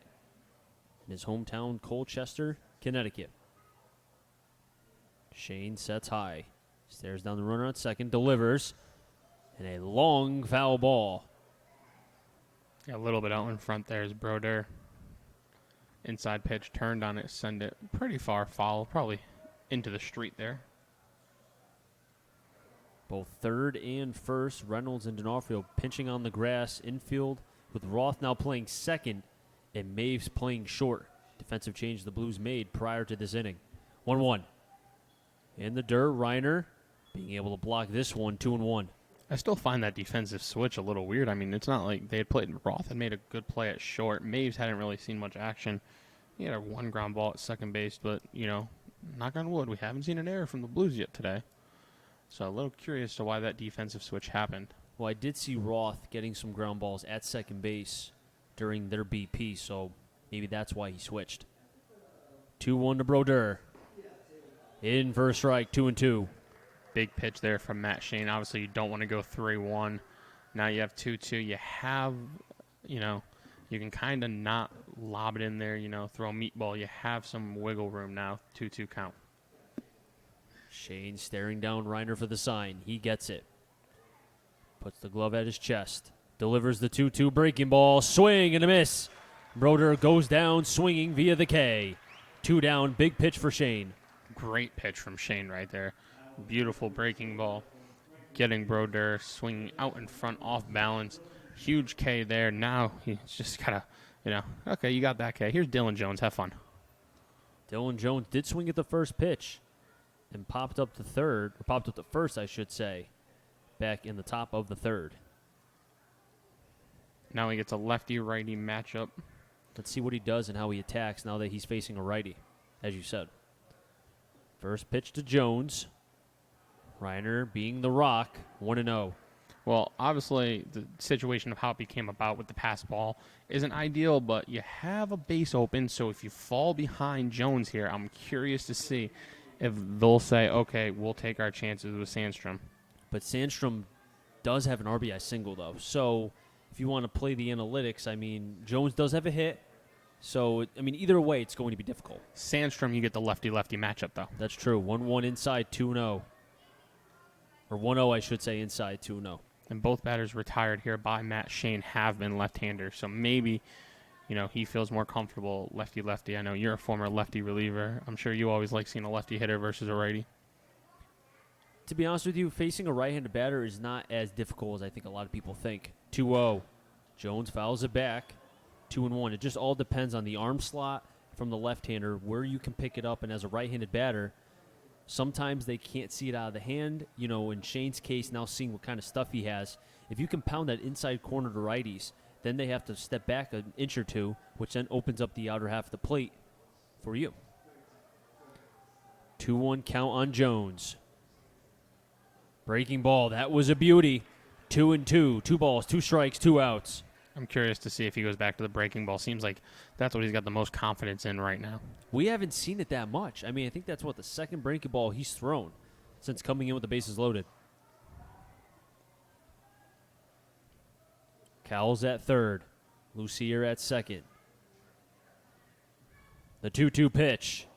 Hidden for a ball, 3-2. Shane came in with the bases loaded, did have a pass ball that scored.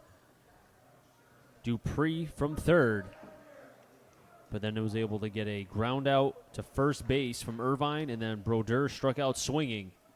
And Jones, with a 3-2 count with 2 outs, does have the Blues first base unoccupied.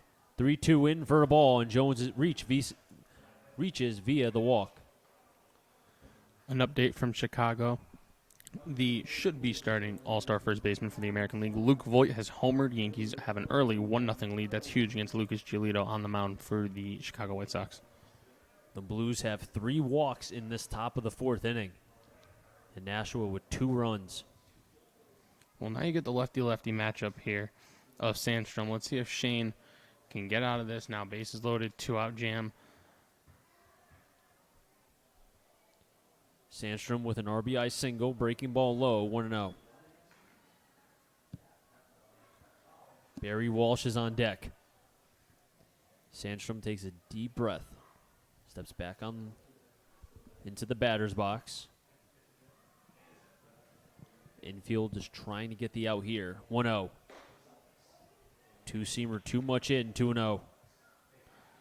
Yeah, the Silver Knights really have a great opportunity here to put this one away. I mean, a big hit here can really open the floodgates here and really deflate this Blues team even more than they already are.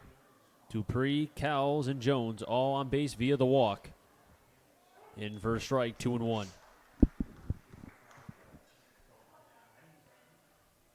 And very light bullpen action right now for the Blues.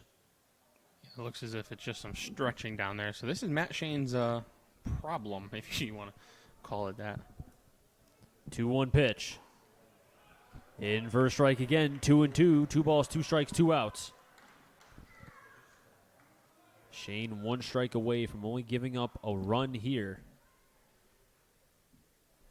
And that would be something I think the Blues would sign up for. With the bases loaded, nobody out, to only give up 1 after Jack Moore was taken out. They'll take that any day of the week. 100%. 2-2 to Sandstrom. Breaking ball. Sends it to right. It's dying. Miller comes in. Diving play by Roth. He can't make it. That'll score 1. Here comes the second sliding in. Throw comes into home. And 2 more runs score for Nashua. A 2 RBI single from Sandstrom. That's 3 on the day for the left-handed batter. That gives him now 10, 11, 12 RBIs on the season. A great effort by Danny Roth going into shallow right. An over-the-shoulder dive trying to make that play. Couldn't do it. Miller was playing deep, obviously. Couldn't come in and get that. Yogi said you got to hit them where they ain't, and great job there by Sandstrom just to find green grass somewhere. And because the 2 runners scored, that will now conclude the book on Moore. 6 runs earned for the right-hander from Emory. First pitch to Barry Walsh. Towards the 5.5 hole, Mabes fields over to second, and they get the force out, and the side has been retired, but a long inning for the Blues as they give up 4, and they're down 6-1 against Nashua.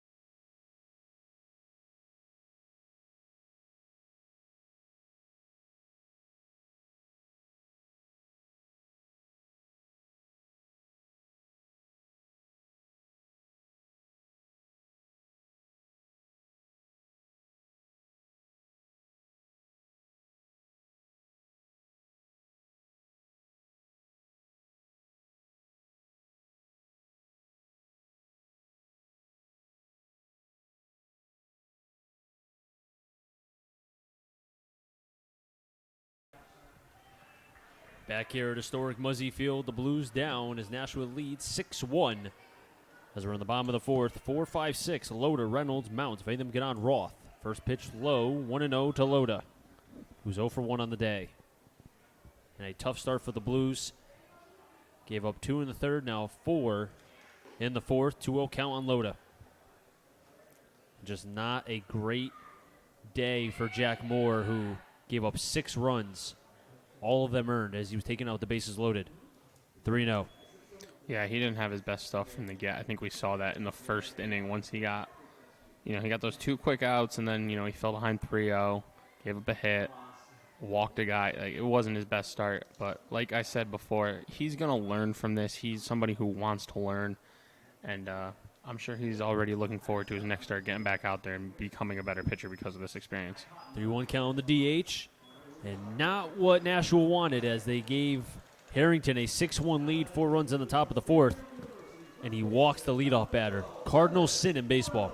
Yeah, well, what did we talk about after the bottom of the 2nd, the 3rd inning for Jack Moore? That shutdown inning. Jack Moore failed to do so in the 3rd. He gave up the lead. It was 2-1 at that point. Now it's a 6-1 lead. Your team just gave you 4, and Harrington walks the leadoff man. First pitch high to Reynolds, 1-0. And Chris, correct me if I'm wrong, but that is not JT Mounts on deck. That is not JT Mounts. That's Christian Beal. As Mounts, I see him in the dugout talking to a coach. As the pitching coach, Kyle Jackson, is going out to talk with the young right-hander from Assumption, Patrick Harrington. But that's interesting that JT Mounts, after only 1 at-bat, I wonder if maybe it was on the slide, but he seemed to be okay. Yeah, he was tagged a little funny. I don't know if you saw the tag came in. It looked like his shoulder neck area, always a little worrisome area when somebody gets hit hard there, especially on a tag from a hefty catcher's mitt with a baseball in it. I should say it's actually, he dove. It wasn't a slide. Head first dive, which, I mean, I'm sure coach, if his college coach saw that, I don't think he'd be a huge fan, but nonetheless, it happened, and now seems as if he will come out of the game, and it will be Christian Beal hitting for him. He seems to be okay. I mean, he doesn't look like he's in any distress. Maybe it's just a precautionary issue just to make sure he's okay. 2-0 pitch to Reynolds. Taken for a strike, 2-1. Reynolds reached base on a single and came around to score off the bat of D'Onofrio. And when, as we mentioned, Mounts was thrown out at home off a good relay from right to first and then first to home. 2-1. Foul ball near the Blues bullpen, 2-2.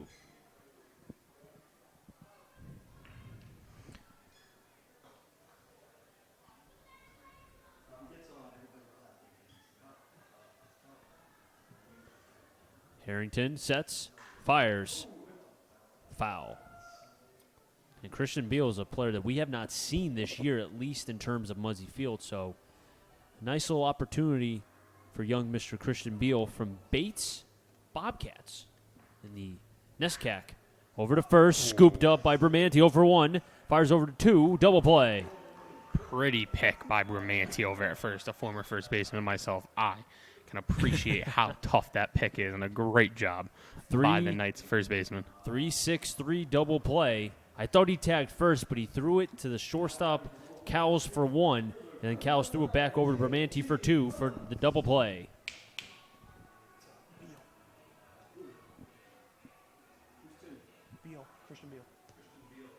So Reynolds grounding out to that double play erases what was a leadoff walk by Loda. And now pinch hitting for JT Mounts, it is Christian Beal. And I'm sure this is just a precautionary thing because of the headfirst dive in the home plate and the tag awkwardly. First pitch low to Beal, 1-0.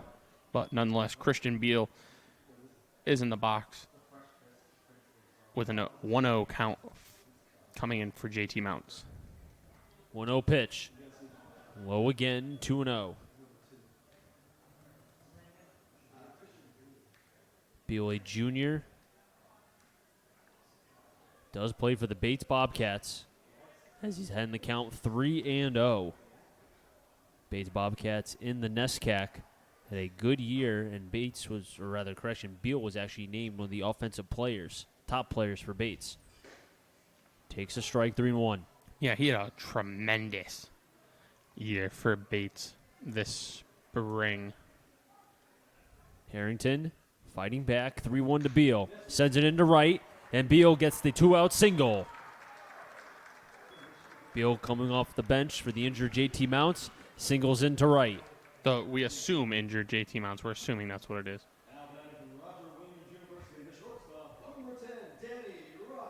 And Danny Roth now playing second base. Batting from the right side, did strike out swinging for his 16th K of the season. Coming up with a runner on first. Beal can run. First pitch, in for a strike, 0-1. Yeah, Beal has speed. I'm doing this off the top of my head. I believe he was 13 of 16 on steals in the spring for Bates. 0-1 to Roth. Good take on the curveball down, 1-1. I'd have to fact check myself on that one. Blues with only 4 hits, Nashua with 7, but the Silver Knights have the lead 6-1 over the Bristol Blues. 1-1 to Roth. Beal thought about going, decided to not go, didn't get a good jump. 2-1 though as Roth takes the pitch outside. Okay, he was 15 of 17. I said 13 of 16, so. Close enough. Yeah. 2-1. In for a called strike, 2-2. 2 balls, 2 strike, 2 outs. Doesn't look like Roth was too in love with that strike call there, but nonetheless, he's going to have to get back in, deal with this 2-2 count with 2 out. 2-2 pitch. Roth flies it high in the air. A major league pop-up. Lucier, foul territory, makes the catch. And the 2-out single by Beal goes without harm as Harrington works out of a little bit of a jam. No runs, 1 hit, no errors, and 1 player left on base. We head to the 5th. Nashua 6, Blues 1. You're watching the Bristol Blues right here on the Bristol Blues YouTube channel.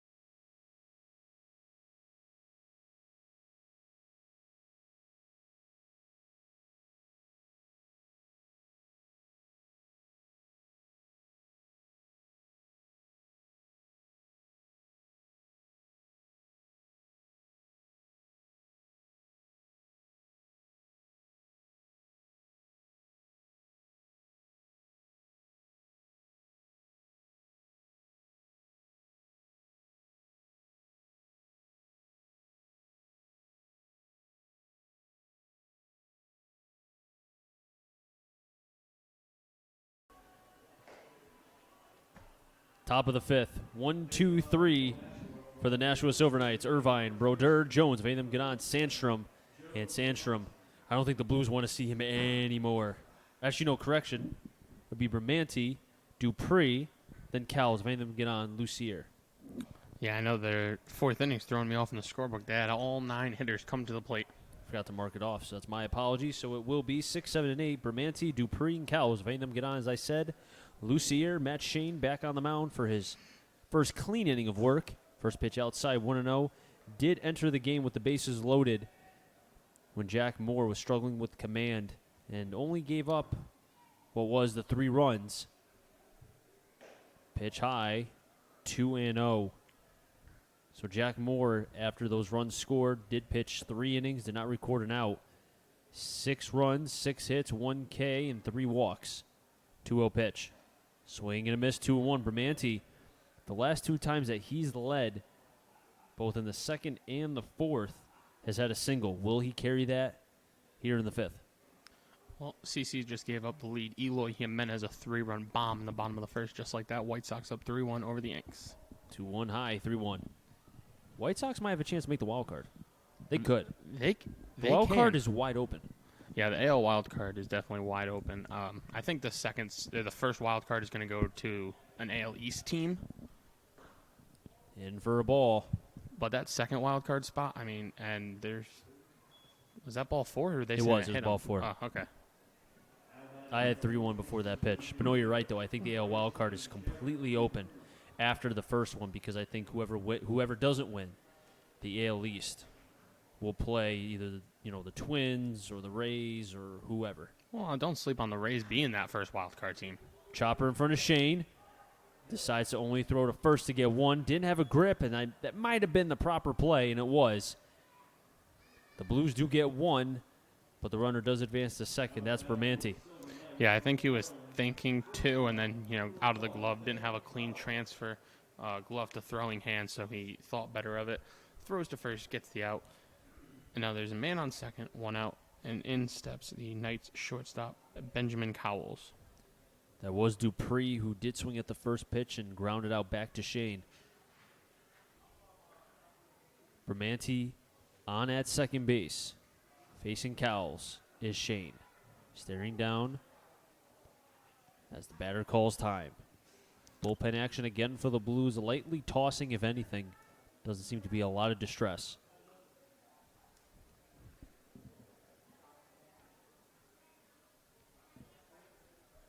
First pitch, high, 1-0.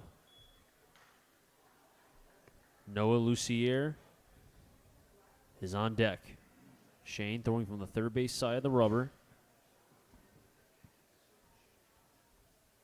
Bramante on at second. Shane coming to the set high. Staring down Bramante. Delivers. 0-1. Nips the outside corner. 1-1. Yeah, the thing about Matt Shane, still doesn't have an ERA, which is ideal for pitchers. I mean, those 3 runs that scored while he was on the mound were all credited, or not credited, but that's a better word, to Jack Moore, as they were his responsibility, just inherited runners. The 1-1. There's the breaking ball. Pops it up. Shallow center field. White coming in. There's Roth. White calls everyone off and makes the catch. White being that quarterback in center field. 2 down. Good job by him to call off Danny Roth there. It's always easier for somebody coming in to catch the baseball as opposed to somebody going out to catch it.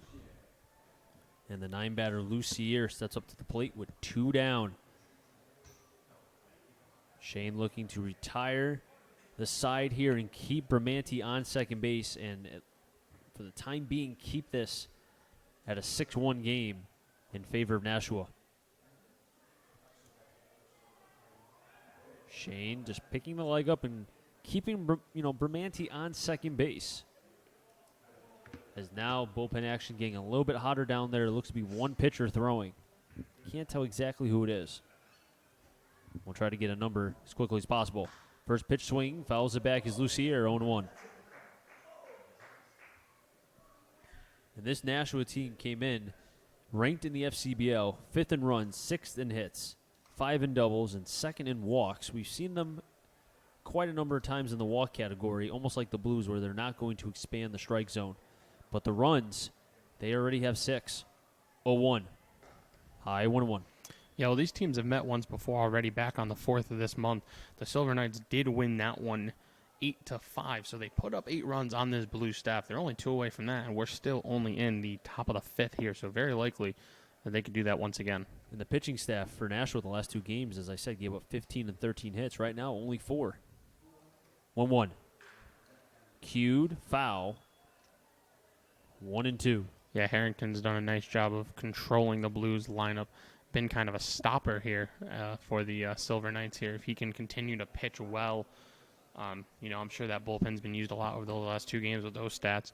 So, giving them some much-needed rest, although their bullpen does seem deep from the lineup card we got. Let's not forget, though, too, the Blues have worked Harrington, but they have not been able to make him pay with the runners on base. Breaking ball inside, Reiner glides to the glove side, evens the count, 2 balls, 2 strikes, and 2 outs. On deck is the leadoff batter, Ben Irvine.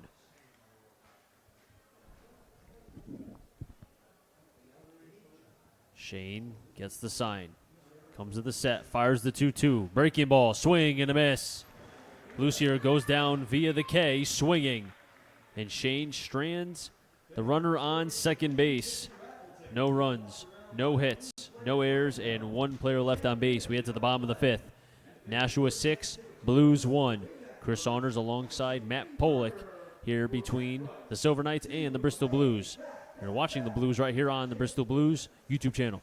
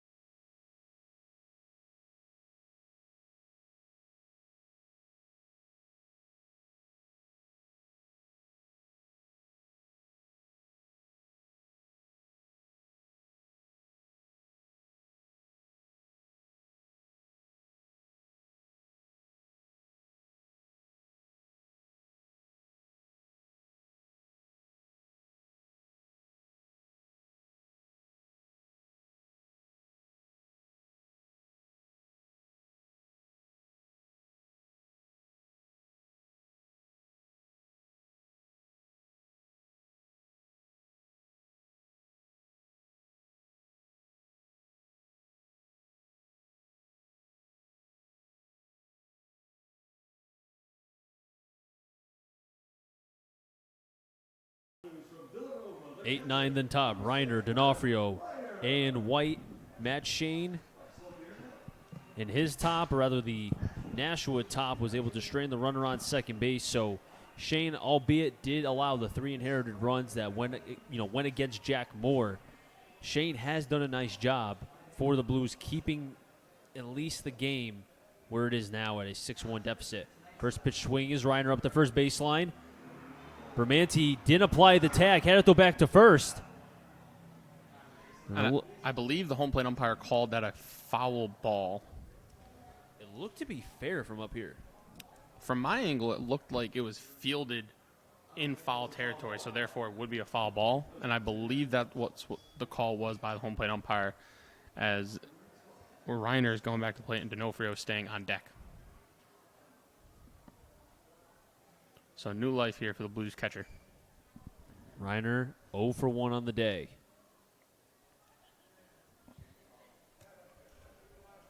Harrington gets the sign from the catcher Jones, the 0-1. Reiner now behind in the count, 0-2.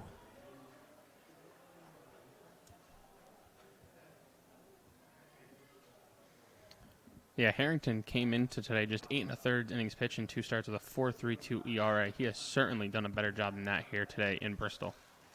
Reiner grounds out to second, 4-3 in the book, 1 down here in the bottom of the 5th. And Harrington, albeit he's only had 1 inning where it was 1-2-3 in the 3rd, there has been traffic on the bases. But as you said, through 4 now a third, 4 hits, 1 run, that run was earned.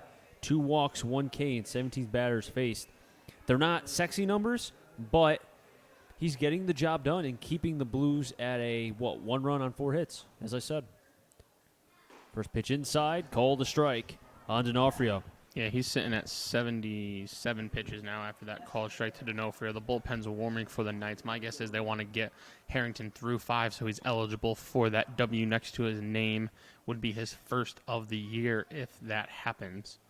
But he's still got to go through D'Onofrio and then the top of this Blues lineup here in the 5th. 1-1 high, 2-1. D'Onofrio did face the Navigators twice. The 2-1 pitch. Over to right. Sandstrom has it camped under for the second out. But Harrington against the Navigators, both at the Navigators. First game against them on June 1st went 3 1/3, 3 runs, 1 hit, 3 walks on 4 Ks. Not the best, but his second of which he had a no decision, 5 innings, 1 run earned, 7 hits on 1 walk, and 6 Ks. So it sounds like he's a very similar start to what he did last time out against North Shore. You know, he's giving up, although he gave up 7, only 4 hits now, but he's getting out of trouble that he's creating for himself. Drops in the breaking ball, in for a strike, 0-1. We haven't seen that breaking ball that much from Harrington, but you know what? You're facing now third time through the order. You might as well drop it in. Hot shot underneath the glove of the third baseman, Lucier, and trickles all the way to left field. White's thinking two. Slides. Safe. And a heads-up play by White. He was thinking 2 out of the box. Yeah, the third baseman, Lucier, playing in there. A hot shot past him. I'd be surprised if they didn't give him a double on that. We'll see how they score it. They do score it a double. The 5th hit for the Blues, a 2-out double for their leadoff man, Austin White. And now let's see if Kyle Mays can come through here with a man on in scoring position and 2 out in the bottom of the 5th. Harrington gets the sign from Jones. Comes the set high. Rocks, deals, Maves the bunt. Jones is going to let it go foul. A heads-up high baseball IQ play from Jones. Letting that ball, which if he picked it up, it would have been a pretty difficult play because of the speed of Maves. But Jones decided to let it roll, and it went foul. Smart play there by the Silver Knights catcher. I don't think I've seen Maves run at full speed like that. He got down that line quickly, and that, I mean, we've talked about it. Last game, I know I missed the last home game, but the last home game I was here for, we saw Maves cover a lot of ground playing defensively at second base. That speed helps him there. Tried to lay down a bunt. Nobody was really expecting it with a man on second, 2 out. I like the bunt decision. Good job by Jones letting it go foul, and now he's got to swing the bat here, 0-1. White on second base with the 2-out double. 1-0 pitch to Maves. Flies it into left, giving chases Irvine near the left field foul line, and will make the catch as he almost ran over but stretched the glove to make the catch. F7 in the book, and the Blues strand White on at second base. No runs, 1 hit, no errors, and 1 player left on base. That's Austin White. We head to the top of the 6th. Your score, Nashua 6, Blues 1. You're watching the Bristol Blues on the Bristol Blues YouTube channel.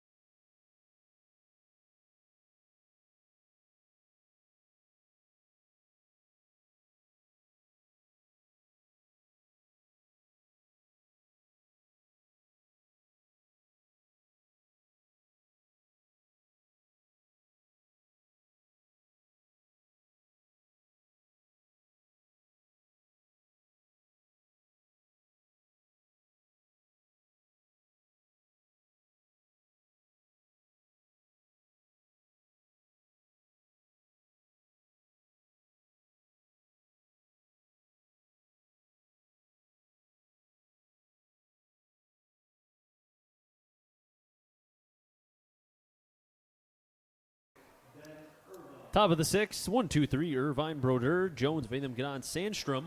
Matt Shane for his second full inning of work.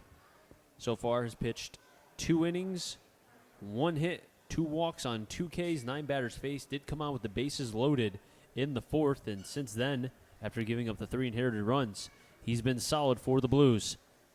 First pitch just a bit inside, 1-0. I'm wondering if Matt Shane's in here for Irvine and Broder, 2 lefties at the top of this Knights lineup, and then the Blues will go to the bullpen. Ooh. Another pitch inside, 2-0. Irvine came into this game batting .300, and right now, .273 for the left-handed batter. Trying to, get off the snide, as we like to call it. The 2-0 pitch. High 3-0. Yeah, 7 hits for the Nashua Silver Knights, none of them going to Irvine. I'm sure he'd like to join the hit party here, but 3-0, good count to do it in. Shane has to fight back here. The 3-0 pitch. And a 4-pitch walk to the leadoff batter, Ben Irvine. And Ronnie Palmer, as it looks like he pointed out towards a couple things, trying to see where he's pointing to. And Matt Shane's day is done. Pitching change here for Muzzy Field.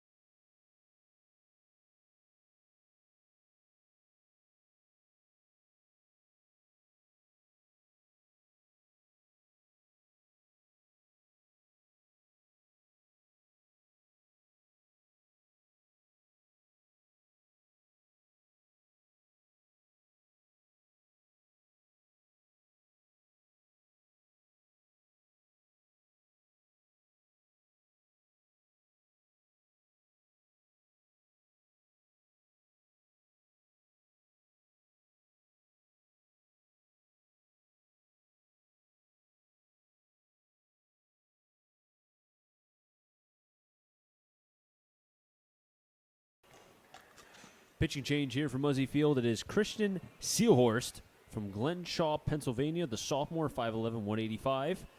So far has an 0-0 record with a 3.17 ERA. 4 games appeared, 5-2 innings thrown, 10 strikeouts, 3 walks, 6 hits allowed. Last appearance was June 11th against the Navigators. Went 1 inning, 1 run that was earned, 2 hits, 1 walk, and 2 Ks. 6 batters faced for the right-hander. Yeah, these Silver Knights have seen Seelhorst before in that June 4th matchup in Nashua. Seelhorst pitched 2 2/3 innings, giving up just 1 hit, no runs. He struck out 2 of the 10 batters he faced. And the runner on first base is the responsibility of Matt Shane. So if Seelhorst was to allow that run to score, it will be under Matt Shane, who will give up a run for the first time in his Blues career. And it wouldn't even be him giving it up, technically. It is 4-1 White Sox over the Yankees after Yolmer Sanchez singles in the bottom of the first. I could be mad at that, but I just got an alert that Giancarlo Stanton went big fly for AAA Scranton Wilkes-Barre. Judge is playing there, too. The freight trains are coming back. Okay, can they go 5 innings? No. Okay then. We're gonna make a trade. Once we get some outfielders back, we have. I'm not gonna mention any outfielders' names. Maybe have red hair that could be traded for a pitcher. I don't know. Just saying. Josh Brodeur is at the plate, facing Seelhorst. First pitch, runners going. Pitches in, throw to second. Gets underneath the glove of Maves and trickles into center field. Now goes a stolen base and an errant throw from Reiner. That will allow Irvine to get the third. All game long, they went 5 innings without committing an error.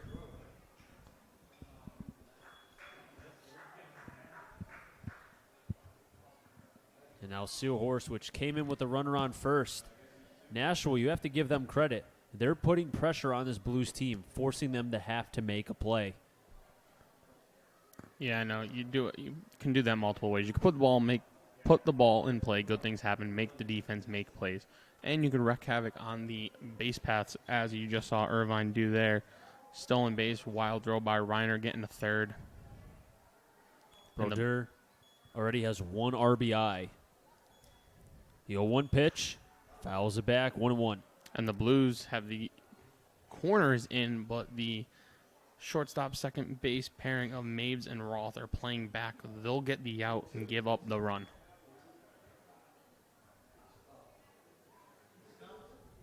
Which, I mean, I guess at this point, 5 runs versus 6. What's the difference? The pitch gets away from Reiner, but it hits Brodeur. And now the question is, the runner should go back to third, and the home plate umpire will say, Irvine, get back to third. So it'll be runners on the corners, first and third. Irvine at third, Brodeur on at first because of the hit by pitch. And Dylan Jones, the ever so dangerous Dylan Jones, is at the plate.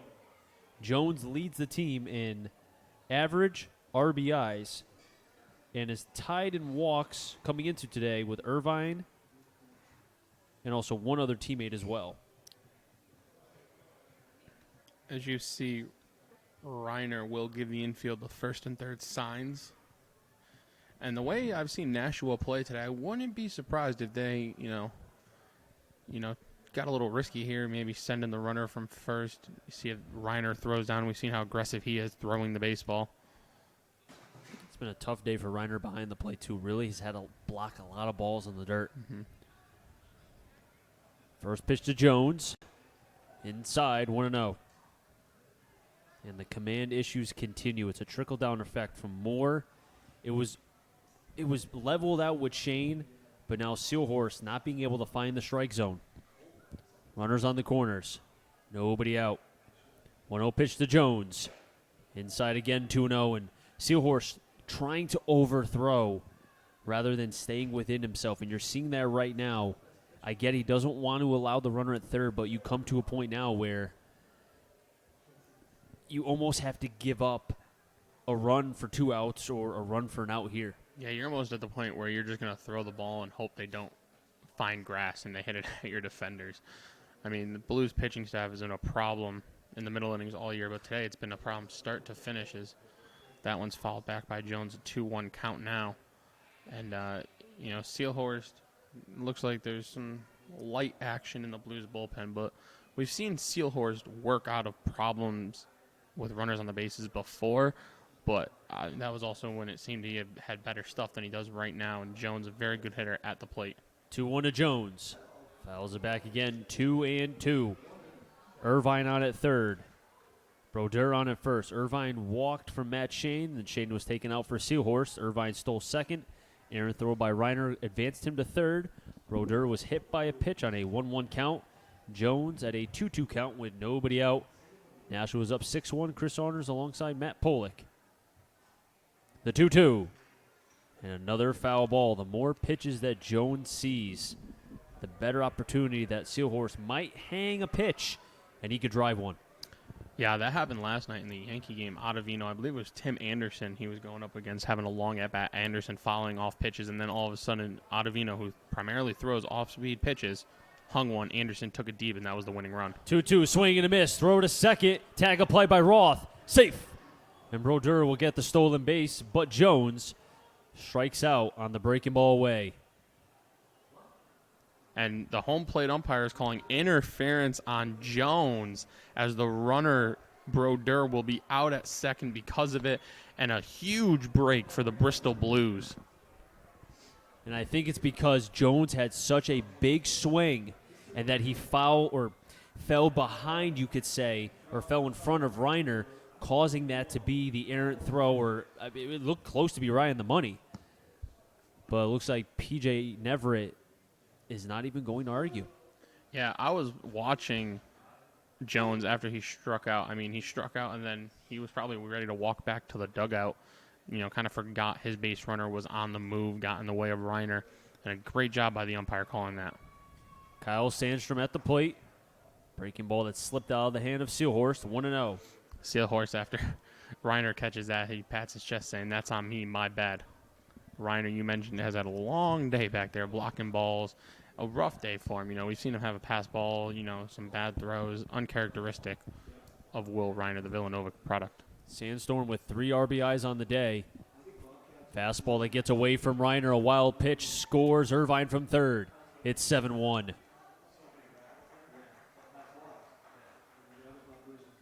And that's not Reiner's fault. That's a pitch, a fastball. I mean, for catchers, you could block a slider, a changeup, a curveball, but fastballs in the dirt, it's a prayer. Yeah, that's definitely a wild pitch on Seelhorst's part.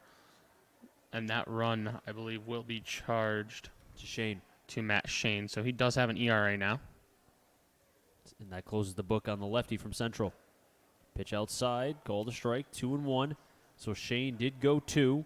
1 run on a hit, 2 Ks, and 3 walks. So both Moore and Shane each have 3 walks for the Blues pitching staff. And that run is unearned, so actually he will not have an ERA. The 2-1. Outside, 3-1. And I was about to say before we close the line on Matt Shane that Seelhorst, okay, yes, the wild pitch isn't ideal, but okay, there's nobody on base. You don't have to worry about base runners. You could focus on the hitter 100% and get the out. And he's falling behind 3-1 here. 3-1 to Sandstrom. Ball 4. And another walk by Blues pitching. A 2-out walk. The 8th walk issued by Bristol Blues pitching this evening. They have the Knights, who have scored 7 runs, have more walks than they do hits. They're second in the FCBL in walks for a reason. Yeah, they might be see first right after tonight. Very well could be. Barry Walsh at the plate. First pitch to Walsh. Breaking ball in for a strike, inner half of the plate, 0-1. And we've seen Seelhorst try to throw that breaking ball to the front door against the right-handed batters, but really has not had the feel of that pitch thus far. As Walsh calls time. Time was called from the Bristol Blues bullpen as a ball got loose from the bullpen down the left field line. As another arm is warming up for the Blues. 1 pitch to Walsh. Another breaking ball, tad high, 1-1. Looked like the same spot the first pitch was in. That was Seelhorst's 16th pitch. 8 balls, 8 strikes. Inconsistencies from the pitching staff of the Blues has given them a deficit, 7-1. Nashua over the Blues. Spencer Fox warming up in the pen. Swing and a miss. High cheese, 1-2.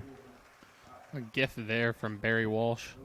Swinging at ball 2. Seelhorst now has a chance to get out of this with just a run given up.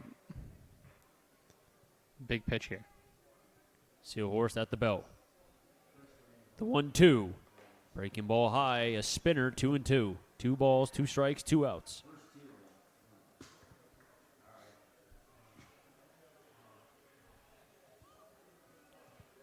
And it's tied 5-5.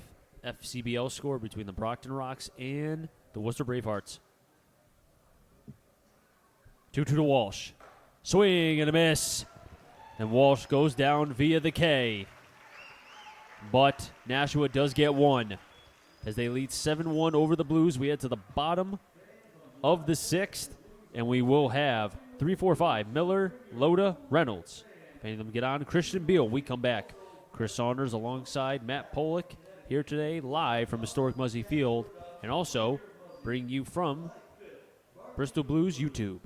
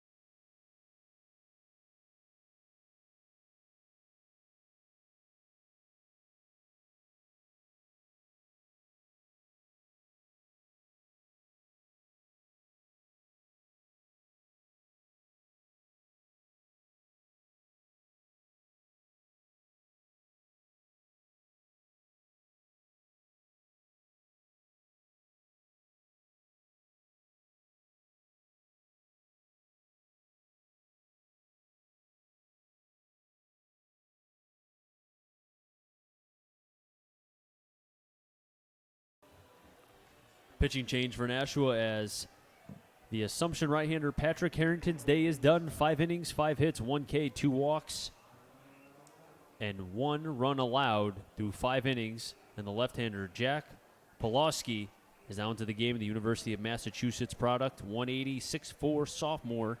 He is a left-hander. He has a 10.80 ERA, 3 1/3 innings thrown, 2 strikeouts, and 6 hits allowed. No walks for the lefty. And Harrington, we mentioned it, his pitch count was above 80. You know, they wanted to get him through the 5 innings, so he's eligible for the win, which he is in line for right now, as long as the Nashua Silver Knights can hold on to a 6-run lead. And, you know, I wouldn't be surprised if the Blues put together a comeback, because we've seen it. This team offensively has the ability to score runs in bunches very quickly. Hitting's contagious, you know, maybe a bloop, a gapper, and another bloop, and then all of a sudden, okay, you found a groove. It's 7-3, it's 7-2, and then you just keep going from there and chip away. You still got a lot of time. We are only in the bottom of the 6th here. First pitch foul back from Miller, 0-1. Last appearance for Pulaski. He went an inning and 2/3, 4 runs, 3 of them earned, 4 hits, 2 strikeouts, 9 batters faced, and that was a home game against the Suns. Lefty on lefty, Pulaski and Miller, the 0-1. And 2 healthy cuts for Miller, but falls behind 0-2 in the count.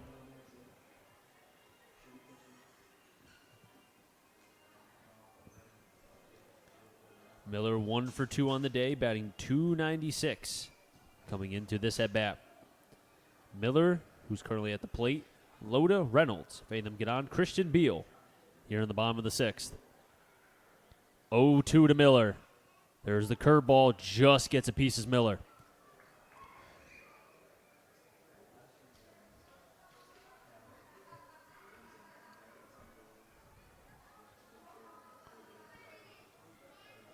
A chilly Friday night here at historic Muzzy Field. A decent crowd, I would have to say, on college night, where if you showed your ID, you got $2 ticket submission coming into the ball game.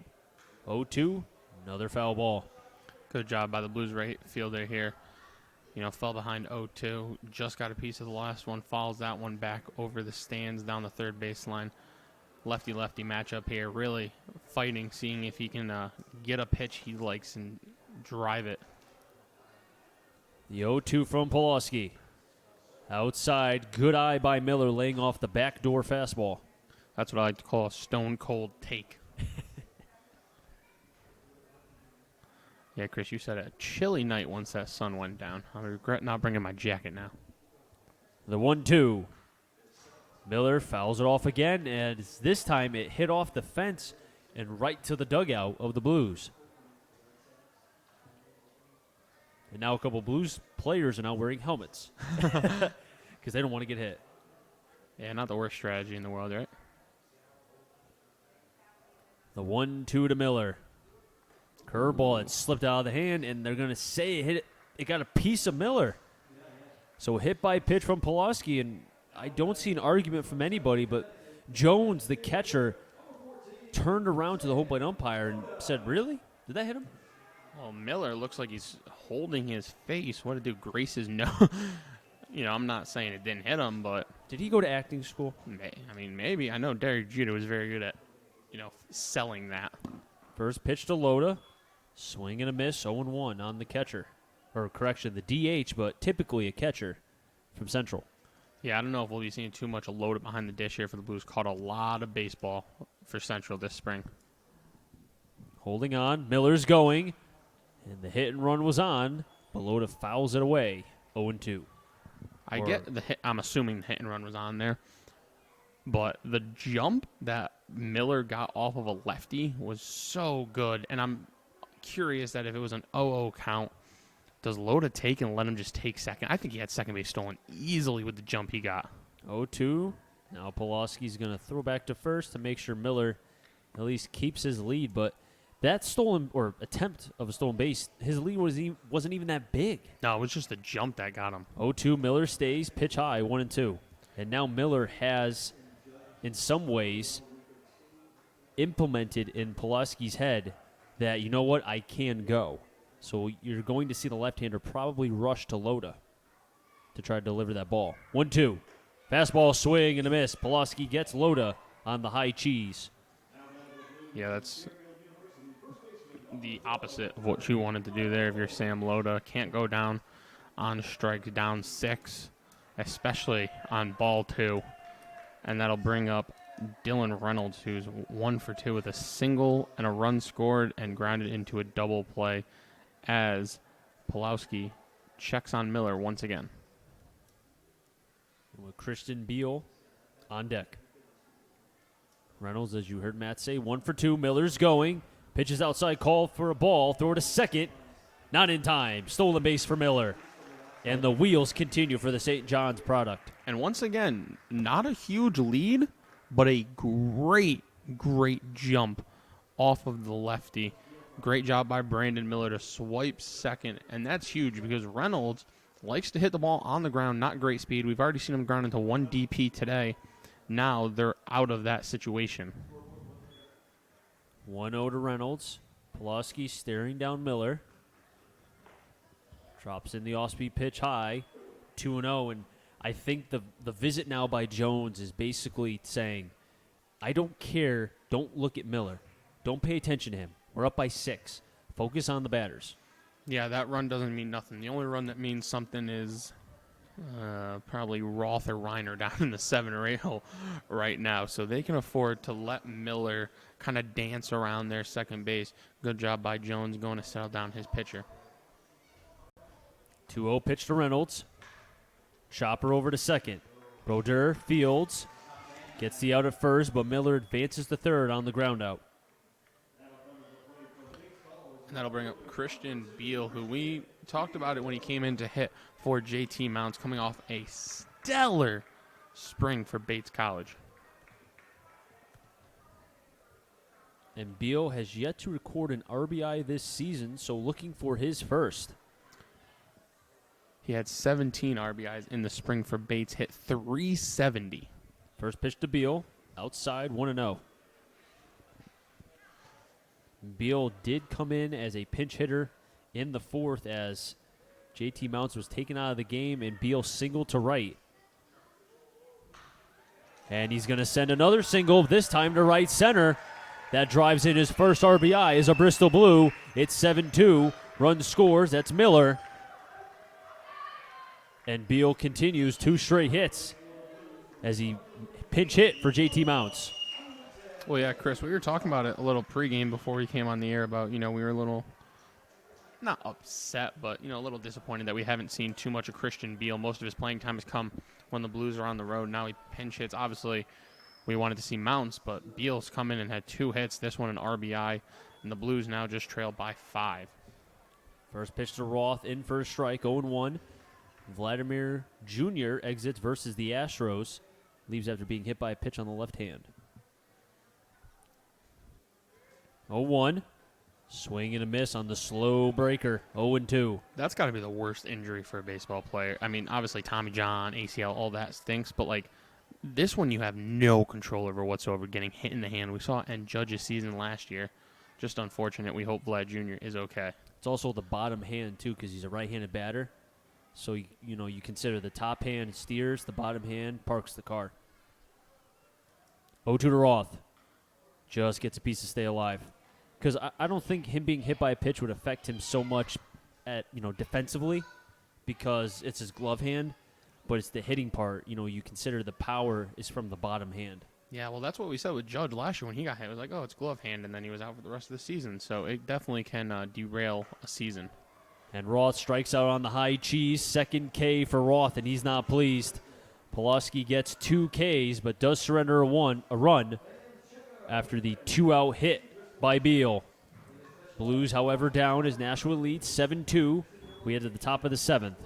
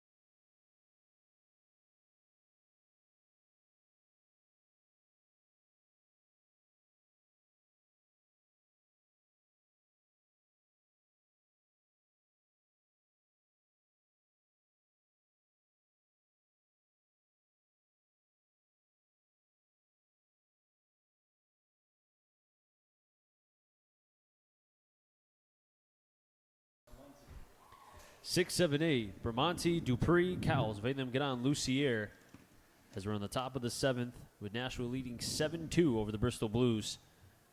They did get one after a 2-out single to right off the bat of Christian Beal, his first RBI as a Bristol Blue, but they're still chasing and running out of outs. Yeah, we're officially in the final third of this one as Chris reopens the window that he just shut. The glass I can't see. Yeah, we joked about it pregame. The glass hasn't been cleaned since Babe Ruth was here. That was that was a long time ago. You don't say. Well, I would say since the Raptors won an NBA Finals championship, but they just won yesterday.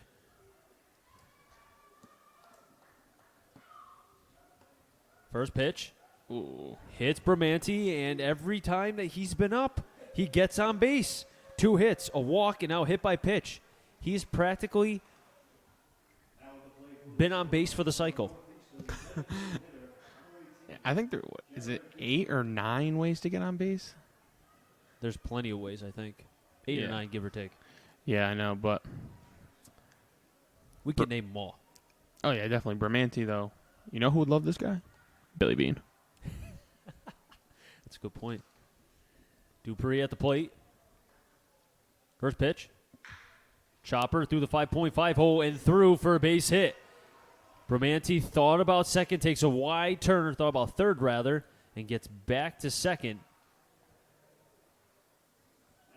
And now there's runners on first and second with nobody out.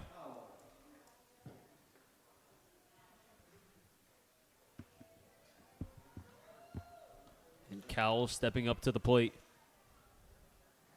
Sealhorst wants a new ball. Sealhorst did hit Bramante and then gave up a single through the 3-4 hole. As Nashua is threatening for more, they already have 8 hits and 7 runs, and nobody out here in the top of the 7th. Good job by Dupree there, knowing you have a big 3-4 hole with Reynolds holding the runner on, using that side of the field. First pitch high for a ball, 1-0 to Cowles. And we've seen Sealhorst, the command of that breaking ball has really been, the arm side to the right-handed batter. He's not been able to find that part of the plate yet. That's the inner half of the plate. Glove side, he's been okay, but it's been the arm side, just like Jack Moore. 1-0. Big, healthy cut. Comes up empty, 1-1. We've seen a couple of daddy hacks here today at Muzzy from a couple different guys. Lucier's on deck. We've seen a lot of big swings, and it's typically happened when the Blues have been behind in the count. Bramante at second, Dupree on at first. 1-1 pitch. High fastball, 2-1. And the story of the night has been Blues pitchers falling behind, walking guys, and then, 8 hits. The Knights have come up with Sandstorm himself has 3 RBIs on 2 singles, taking advantage of the walks. Another daddy hack, 2-2. Blues pitching, 4 walks by Moore, 3 by Shane, and already 1 by Sealhorst. And the Knights have been hit by a pitch twice. The 2-2 to Cowles. 3-2. And if you want to count the hit by pitches, into the walks, it's well over, I think, 10. That's 10 even. 8 walks, 2 hit by pitches. A sloppy day for the pitching staff for the Bristol Blues. And still plenty of game left if you want to consider the latter part, 7th, 8th, and 9th. 3-2, swing and a miss. Cowles foul tips the ball into the mid of Reiner. Sealhorst gets the K. Cowles did not shorten up even with 2 strikes. They're still taking a big hack. And goes down swinging to bring up the 9-hole hitter, the third baseman, Noah Lucier, who singled and scored, got an RBI walk in the 4th inning, and struck out in the 5th. Sealhorst do an inning and a third, 1 hit, 1 walk, 3 Ks. Face 7 batters. Lucier at the plate. First pitch. In 1-0. And it's something's interesting about Seahorse because I feel like he's always in jams, and then he always finds a way to get out of it. It's an odyssey because he puts traffic on, but then it's almost like he gets better when there's people on base. Yeah, he just likes high-pressure situations more, so he gets himself into them just so he can show everybody that he can get out of them. 1-0, hot shot, back to Reynolds. He tried to scoop it, and it trickles all the way to right. An errant play by Reynolds will score Bramante. Advancing to third is Dupree. And it's 8-2, Nashua. Bad job there by Reynolds. Probably should have stayed low, gotten in front. He tried to scoop it to the right glove side. Hits off of his glove, trickles into right. He'll be charged with an error. It is now 8-2 Silver Knights. His manager, Ronnie Palmer, comes out, throws the right hand up, and Christian Seahorse's day is done. Pitching change here from Muzzy Field. We'll be back.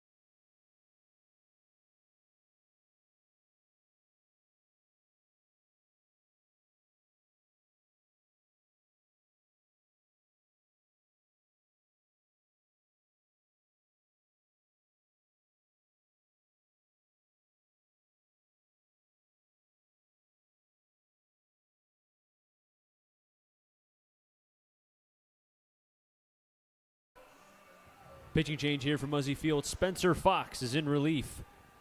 As Seahorse's day is done, 1 1/3, 1 run, 1 hit, 3 Ks, and 1 walk. And as I said, Spencer Fox is on the mound. 6'1", 160-pound right-hander. He's from Manchester, Connecticut, 0-2 with a 12.70 ERA. Did start 1 game. 5 2/3, 8 strikeouts, 8 walks, 7 hits. His last appearance was on June 13th against Brockton. 1 inning pitched, 3 walks, 3 Ks, 6 batters faced. And as we're watching him right now, long delivery and lever in the back really drives off that back leg. Can see he does have a lot to it with the fastball, but the question will be, as we've seen with his stats, 8 strikeouts to 8 walks and 5 2/3. Will he be around the plate?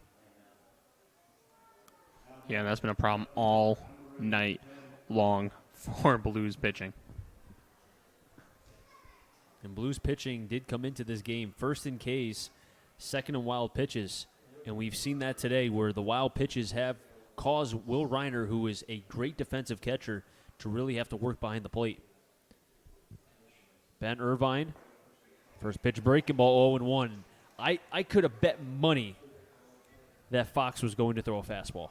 And he threw a breaking ball, so I would have lost all my money. Should have bet you on that. I know.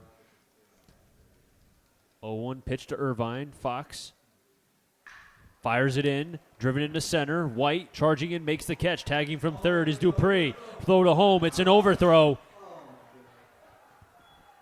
And advancing to second base is Lucier. And White just came out throwing, and it just overshot Reiner. Sack fly for Irvine. It's 9-2.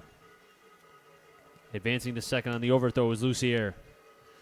Yeah, Austin White, we've seen a couple questionable decisions by him today. I mean, he threw one through to the plate that was cut off by Reynolds back in the, I'm going to assume it was the fourth? It was in the early part of the game. Earlier part of the game. And Reynolds had to cut it off to stop a runner from going to second, and now White overthrows Will Reiner by about 37.5 feet, allowing Lucier to get to second. First pitch inside of Brodeur. Inner half of the plate, 1-0. On deck is Jones, double deck Sandstrom. Nashua 9-2 with the lead over the Blues. Chris Saunders alongside Matt Pollock here live from historic Muzzy Field as the battle of the 4 and 8s. And right now, 1 4 and 8 team is on the winning side.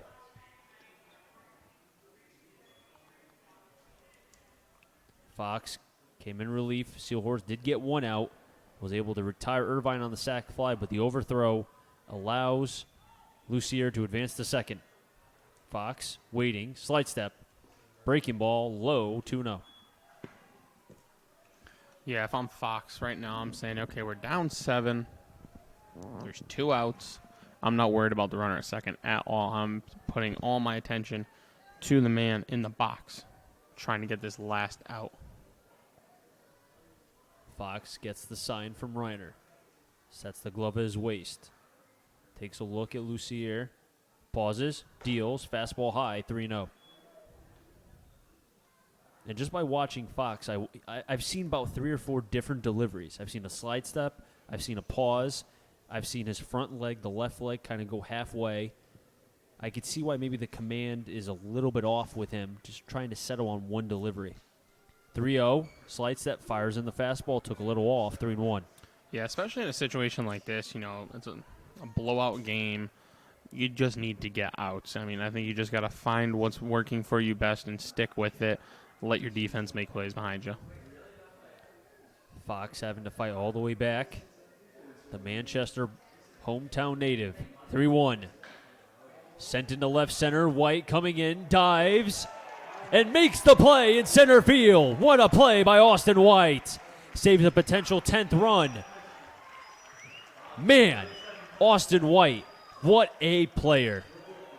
We head to the bottom of the 7th. Nashua does get 2. 9-2 they lead over the Bristol Blues.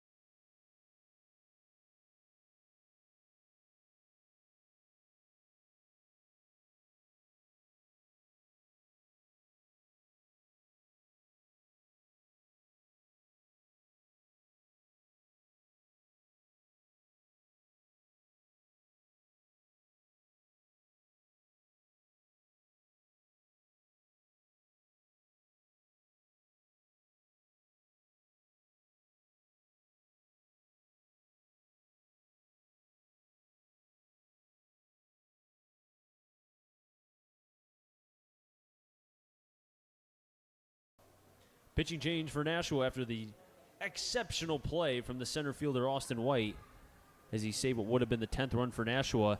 It is the left-hander coming in for Jack Polinsky, who did pitch 1 inning, 1 run on 1 hit, and 2 strikeouts. It is Owen Batchelder.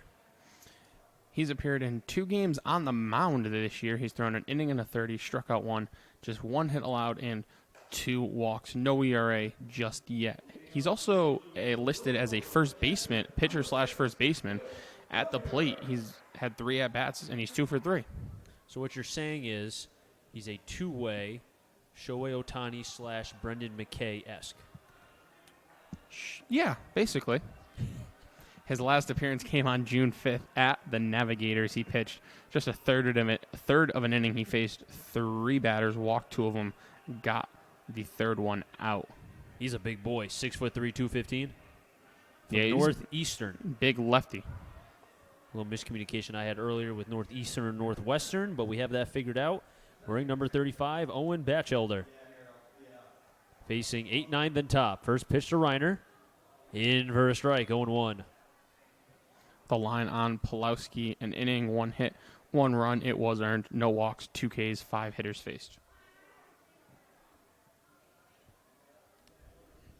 0-1. Check swing by Reiner. Didn't go. Evens the count, 1-1.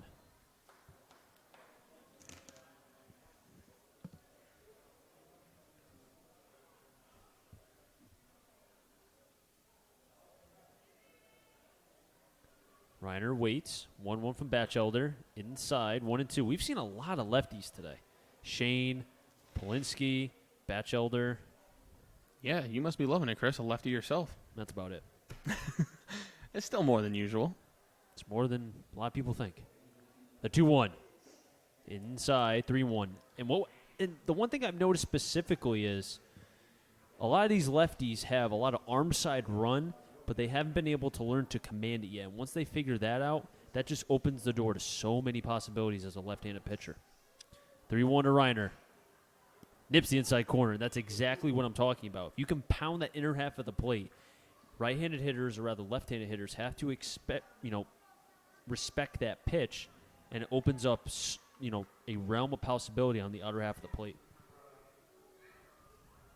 Payoff pitch to Reiner, and hits Reiner in the head. He seems to be okay. And it doesn't look like he wants anything to do with home plate umpire. He's probably saying you should have given me ball 4 on the pitch before, and I wouldn't be hitting the head right now. And now he's holding his head with his right hand, and we just hope he's okay. As Nick Riscotti, the first base coach, and now Ronnie Palmer going over to check with the catcher, Will Reiner, as the crowd has gone dead silent.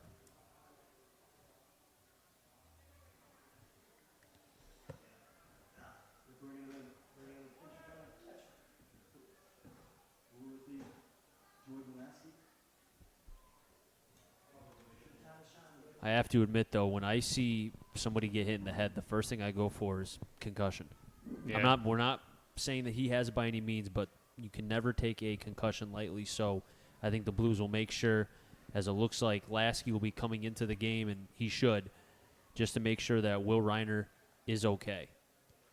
Because it almost was like a delayed reaction where he got hit, he took about 5 steps up the first baseline, and then he took his right hand to his head and just dropped.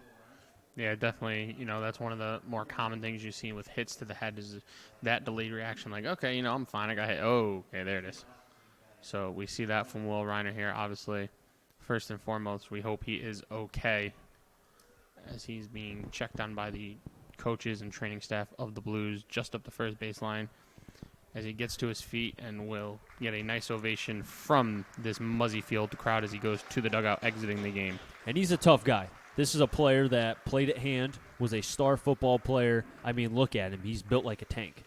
So, for him to come out of this game, he doesn't care what the score is. He wants to be able to help out this Blues team any which way. And for him to come out, it's a precautionary issue, as now Jordan Lasky will be pinch running for Will Reiner. But we just hope that Will Reiner is okay. We send him our prayers.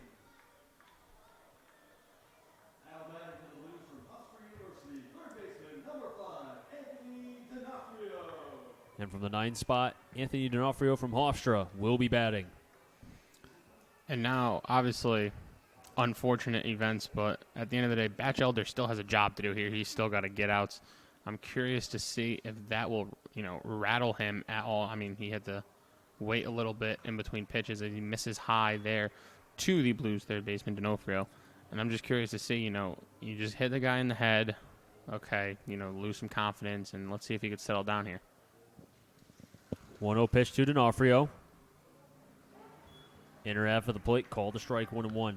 I think it helps, too, that he's not facing a left-handed batter again. I think that's where we would possibly see maybe some command issues.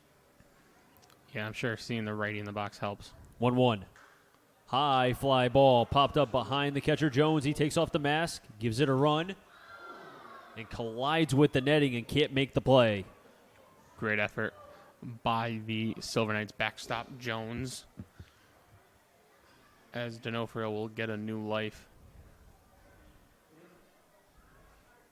So now 2 players have been taken out. We don't know the extent of why JT Mounts was taken out, but he was pinch hit for by Christian Beal. He's gone for 2 for 2 with an RBI. And now Will Reiner out as he was hit by a pitch from Batchelder. 1-2. Outside, 2-2. Yeah, JT Mounts has stayed in this Blues dugout throughout the entirety of the game. I see him now playing with his right shoulder. He got tagged. It would be his left shoulder, though, diving headfirst into the plate. Something we'll have to ask after the game. 2-2. Another high pop-up Jones. As Batchelder was pointing up high to the sky, Jones makes the play. As a couple major league pop-ups from D'Onofrio in that at-bat. And Batchelder, after hitting Reiner, able to at least get the out of D'Onofrio as we're back up to the top with Austin White, who did double and was left stranded back in the 5th. And White made a spectacular play in center field, having charging speed and being able, or rather, football language, closing speed at the last second for the dive. Lefty on lefty here. This will be interesting. First pitch. White tried to bump and pulled it back, 1-0. Yeah, White, you mentioned the spectacular play in center. He had the double his last at-bat. That's 3 out of 4 at-bats, though. First pitch, he's shown bunt and pulled back because it was a ball. Well, look how far the third baseman, Lucier, is playing. Yeah, I mean, 7-run game. Nobody's expecting a bunt, right? 1-0 low, 2-0. And I was just about to say, it seems as if the last couple innings, this umpire's kind of expanded or opened up his strike zone. I mean, umpires do not get paid by the hour, so it's been a pretty long game here at Muzzy. I'm sure he's just about ready, but it's important to umpires to stay consistent for all 9 innings. And Batchelder has to be careful. He almost balked right there. He came about within a hairline of committing towards home plate. And if you do that and then throw home, that's a balk. 2-0 pitch. Line drive right to the first baseman, Bramante. And a tough break for Austin White. And he's just like, man, I can't hit that any harder. So because of that, the double play. No runs, no hits, no errors, and nobody left on base. We head to the top of the 8th. Nashua 9, Blues 2. Watching the Bristol Blues right here on the Bristol Blues YouTube channel.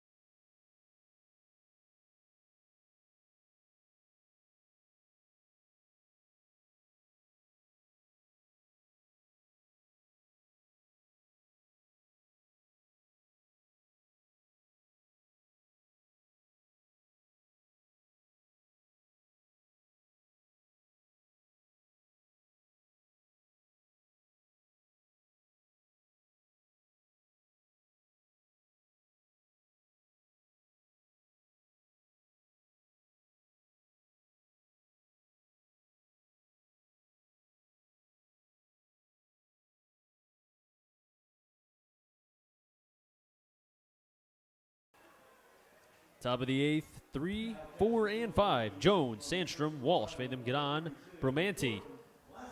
And because of Will Reiner being hit by the pitch and taken out of the game, Lasky will be up behind the plate for your Bristol Blues. As Spencer Fox is in the game for his first clean inning of work, and Lasky going out with Fox to just make sure they're on the same wavelength communicationally. Yeah, still kind of early in the FCBL season. Some of these catchers, there's 3 of them on this Blues roster. 2 of them have been doing the majority of the catching in Lasky and Reiner. Maybe these guys haven't worked together, haven't spent a lot of time working together. Just got to make sure you're on the same page here. First pitch to Jones. In for a strike. Low, 0-1.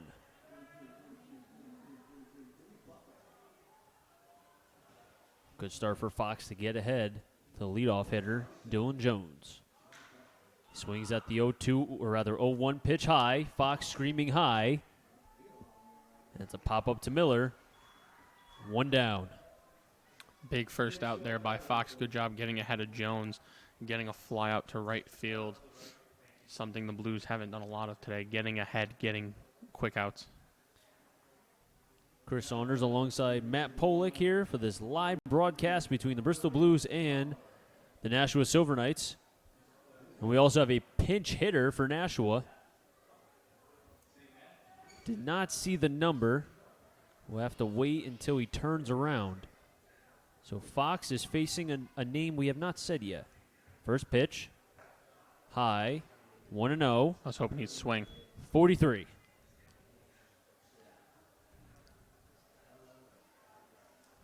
So Sandstrom's day will end with 3 RBIs. This is Billy Butler. Billy Butler in for a strike, 1-1. No relation to the Kansas City, Oakland Athletic Billy Butler.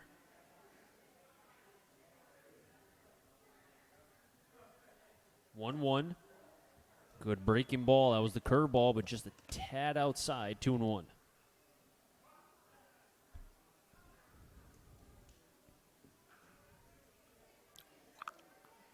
Two-one pitch. Fastball, backdoor, call the strike, 2-2. Some updated scores around the majors. Top 8 National 7-3 over the Diamondbacks. The Red Sox have a 13 runs to 1 lead in the bottom of the 6th over the Orioles. Top 8 Cardinals, Mets knotted at 5. 2-2. Swing and a miss. Fox gets the K, and he's hyped. Good emotion there by Fox. In the bottom of the 7th, Rangers have a 7-0 lead over the Cincinnati Reds. Top 8, the Pirates have a 10-0 lead over the Marlins. We got some blowouts in the big leagues today. Angels up 4-0 at the Trop over the Rays. Bottom 7, Indians 11-3 over the Tigers. Phillies over the Braves 7-3, bottom 7. Top 5, 10-0 Houston over Toronto. What's going on today? Well, you see, there's a fastball high to Barry Walsh, the Boston College commit, 1-0. Baseball is living off of home runs. 1-0, make it 1-1. I mean, you think about the 3 true outcomes: walks, strikeouts, and home runs. That's what they live by. Yeah, and the team that leads I believe they lead the bigs in home runs, the Twins, or they got to be up there at least. They're in a scoreless game with the Royals, 0-0, bottom 6. The White Sox up 5-1 over the Yankees, bottom 5. 2-1 low, 3-1. Rockies 2-1 lead over the Padres that just finished the 3rd. And just getting underway are the Mariners Athletics. They're in the top of the 1st. Pitch low for a ball. And Walsh will work a 2-out walk. It's just when I said the umpire was opening his zone a little bit. He gets tight there, squeezes Fox. 2-out walk for Walsh. So far, if you look at the relief pitchers that came in after Moore, Shane, Sealhorse, and Fox have not allowed an earned run. But Shane and Sealhorse did give up 3 runs combined, but because of the errors, they were resulting in being unearned. Yeah, so even if you just take earned runs, the Blues are still down 6-2 here. Pretty much. 9-8-0 for the Silver Knights. 6-2 for the Blues. 1-0. Foul back, 1-1. That's Bromanti wearing number 37. Batting from the right side, he's reached base. And the 2nd, the 4th, the 5th, and the 7th. 2 singles, a walk, and a hit by pitch. Bermanti standing at 6'4" in the righty's batter's box. Tall man. Fox waiting to get the sign from Lasky. He shakes off. Bermanti calls time, steps back in. Walsh was able to get on base via a walk, a 2-out walk. 1-1 to Bermanti. Breaking ball, just gets a piece, but fouls it back. 1-2. Fox looking for his second K.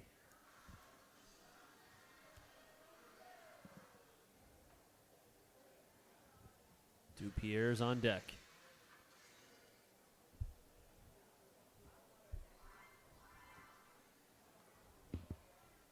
Fox at the belt, takes a breath. 1-2 offering. Fastball outside. Call, strike 3. And Bermanti goes down via the K, the backwards K. And Fox with 2 Ks through an inning and 2/3.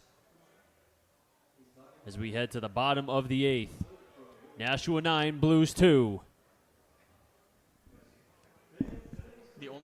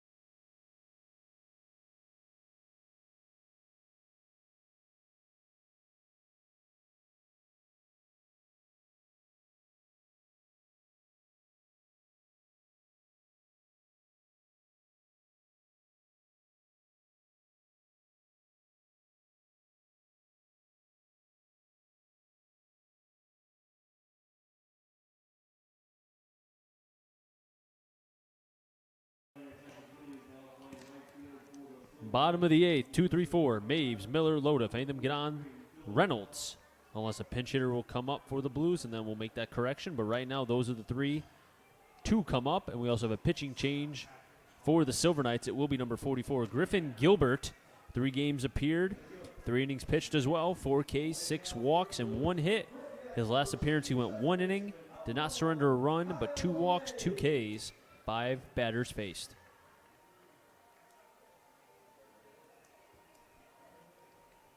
Yeah, in 3 innings this year, just 1 hit allowed. Maves batting 118 coming into this at-bat. He is 0 for 3, 3 flyouts. Gilbert delivers the pitch outside high, 1-0 to the Quinnipiac product. In the early part of the game, Maves was playing second base, but then switched with Roth to play short. 1-0, big swing, fouls it back, 1-1. Chris Saunders, the voice you hear right now. To my right, my partner, Matt Polick, as we bring you live broadcast action between the Nashua Silver Knights and the Bristol Blues. 1-1. In the dirt, 2-1. Also behind doing the gizmo gadgets and pressing all the buttons, it is Jack O'Donnell. And on the camera outside, I don't know his last name, but his first name is Connor. Thanks, Connor. 2-1. Big healthy cut, fouls it back, 2-2. But hey, you know what? Without Jack and Connor, you wouldn't be seeing anything except probably a straight ahead version of the field. So these guys do a really good job. Yeah, shout out them. Gilbert gets the sign from Jones, the 2-2. Pops it up, might stay in play, giving chases. Lucier near the fence. He can't make it. And another life for Maves as Lucier lost that in the light, and then as he was going towards the fencing, just collided. Well, it seems like he wasn't, it's a big warning track over on foul territory on the third base side. I think the fence was closer than it was. 2-2. Another foul tip. And there's a lot of spacious territory if you consider both left and right, as you consider the bullpens are in fair territory, as there's very few stadiums now in Major League Baseball that have bullpens in fair territory. 2-2, breaking ball behind the bag, ranging his Cowles. Over to first in time. And Maves is retired. Nice hustle by Maves getting down the first baseline, but a good job by Cowles fielding it cleanly. Hard throw to first to Bramante. One away here in the bottom of the eighth as the Blues, trailing by 7, are down to their final 5 outs. I always felt like, too, even though the score is not the way maybe Blues fans would like, you want to see how do these players react when they're not in the positive win category. First pitch to Miller, outside 1-0, and we saw Maves hustle down the first. We like that. As someone who likes to see hustle 100% of the time, it takes zero talent to hustle. Maves will give you that. 1-0 pitch, in for a strike, 1-1. But one thing that I did not like, Spencer Fox saying something to Bramante after he struck him out. You're losing 9-2. Probably not the best thing to do. Breaking ball, foul. Lucier might have a play again. Going back near the Blues bullpen, can't make a play. 1-2. Yeah, I don't know what was said, who said something first, whether it be Bramante or Fox. I mean, maybe Fox. I think Fox might have. My best estimate of what happened was Fox showed a little emotion after striking Bramante out. And Bramante probably replied with something around the lines of, scoreboard, you're down 9-2. And then Fox had to defend himself after that happened. Back off the glove of the pitcher, Gilbert. And that will allow Miller to reach. Let's see how they score that. That'll be a base hit. Infield single for Miller. Every time he hits the ball, it's always hard.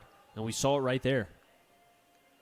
Yeah, and one that you mentioned, the hustle from Maves, down 7 runs. Another thing I've liked from the Blues, yes, they're down 7, but these hitters are going up there with a purpose. They're putting up quality, as I call it, a quab, quality at bats, fighting, following off tough pitches as Miller's on the move. They're going to. Not even throws. He's going to steal another base, his second stolen base consecutively. Would you give that a steal or defensive indifference? I'd give that a steal. Yeah, we can give it to him. Why not? And another ball from the Blues bullpen coming into play. We'll see what the official scores gave on Game Live Baseball for the FCBL. And it looks like they will give it stolen base. All right, there So you go. a second stolen base for Miller. 1-0 pitch to Loda. He swings at it, pop up, but it'll get out of play. 1-1.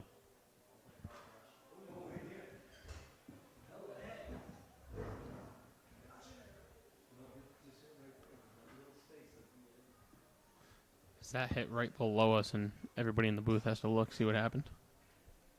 Everyone, we're so nosy in the booth. I know.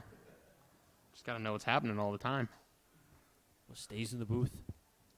Stays in the booth. No, what happens in the booth stays in the booth. It's been a long night, huh, Chris? It has been. It's 9:47. Yeah. First pitch came in at 7:04 unofficially. And, I mean, a 2-hour game is not, long for me. I could go for 5 hours, but it's just a lot of walks have been in this game. A lot of traffic, too. 2-1. Miller's going to third. The play, safe. And Miller, 3 stolen bases. If you picked him in a race, you would win every single time. I don't know, man. He has the steals to back it up, but I think some Blues that haven't gotten on base got some wheels. Miller cannot be stopped on the base paths. No, 3-1 pitch to Loda. Low for a ball, and he works the walk. Now, the one thing I've noticed about Miller on the base path, his jumps are incredible. He doesn't always get the biggest lead, but he's getting amazing jumps, which are helping him steal these bases. Sam Loda there, the designated hitter, works a walk. Runners on the corners. Just 1 out, bringing up the first baseman, Dylan Reynolds, who has a single today. He's also grounded out twice, once into a DP. And I think it helps, too, that Miller knows that as the first pitch over to Reynolds, high, 1-0, that Gilbert is really not staring at the base runner by any means. He's just first pitch go. Yeah, first motion, he's going. Gilbert's worried about getting the outs, as he should be up 7 here. 1-0 inside, 1-1. And I think also, too, that the sequencing that's happening between Jones and Gilbert right now is focus on the batter. So Miller is taking advantage of that. To his credit, he has 3 stolen bases in this game. 1-1 to Reynolds. Outside, 1-2. Called a strike by the home plate umpire. Lifted the right hand. On deck is Christian Beal. 1-2 pitch. Foul back. And I'm curious, there's a catcher coming in from the Blues bullpen right now. That's Lasky. No, it can't be Is it Lasky? Did he go out there? That's Lasky. He was probably going to get his stuff. Okay. I was going to say, because if the Blues need to warm somebody up, I'm just wondering who's their emergency catcher. 1-2 breaking ball slapped at foul by Reynolds up the third baseline. Beal's on deck, as I said. Danny Roth is on double deck, at least right now. Roth has not had a good day. Struck out swinging in the 2nd and the 5th, or correction, the 6th, and flew out in the 4th. Hot shot back to Bramante again. And for the 2nd consecutive inning, the Blues line out on a double play started by Bramante. And you know what? Maybe that's a little bit of a nah from Bramante, because what Fox said to him after he struck out. Bad luck for the Blues, back-to-back innings, hitting the ball hard, not getting it to fall, as it's just been that kind of night for the Blues. We head to the 9th, 9-2 here at Muzzy.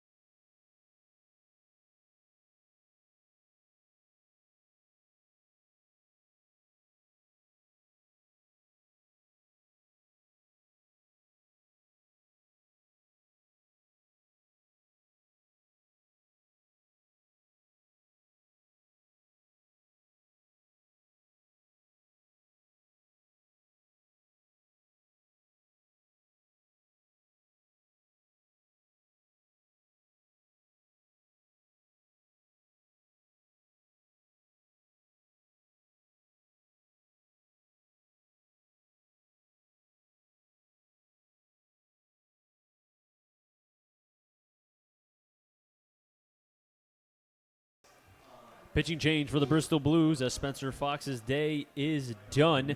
He went inning and 2/3, 2 strikeouts, 1 walk, 6 batters faced, did not surrender a hit or a run.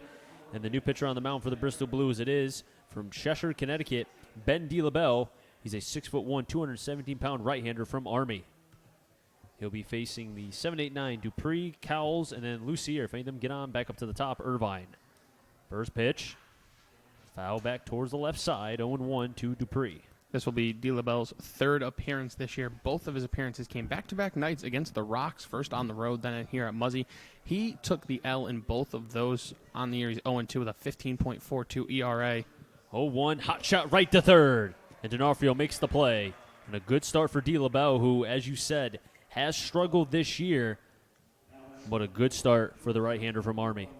Yeah, 15.42 ERA. He's given up 4 earned runs, 2 in each appearance, just 2 1/3 innings pitched, coming in with 5 Ks, 3 walks, and 4 hits allowed. DeLabelle, an imposing right-hander, 6'1", as I said. First pitch swinging is Cowles, flies out to right. Center making the catch is Roth for the 2nd out. As he's making quick work of the first 2 Silver Knights he's faced, knock on wood for D. LaBelle's sake. And in all honesty, you know what? If he can find a way to get a 1-2-3 inning here, or even just get out without giving runs, it's a positive step for this young right-hander who his last 2 appearances gave up 2 runs in both of them, and you could say in a lot of ways gave up the lead or at the time the game. But you know what? This young right-hander, first pitch inside to Lucier, 1-0. Any positive momentum can help the growth of this pitcher. Yeah, he's got the stuff. Didn't pitch a lot of Army as a freshman. Had a great career at Cheshire. So he definitely finds the stuff, and we hope he can figure it out here. As a tough play off his glove, recovers, throws to first in time for the out. The side is retired. Great inning by D. LaBelle, just doing it on 5 pitches. The Knights go down 1-2-3. We head to the bottom of the 9th, 9-2.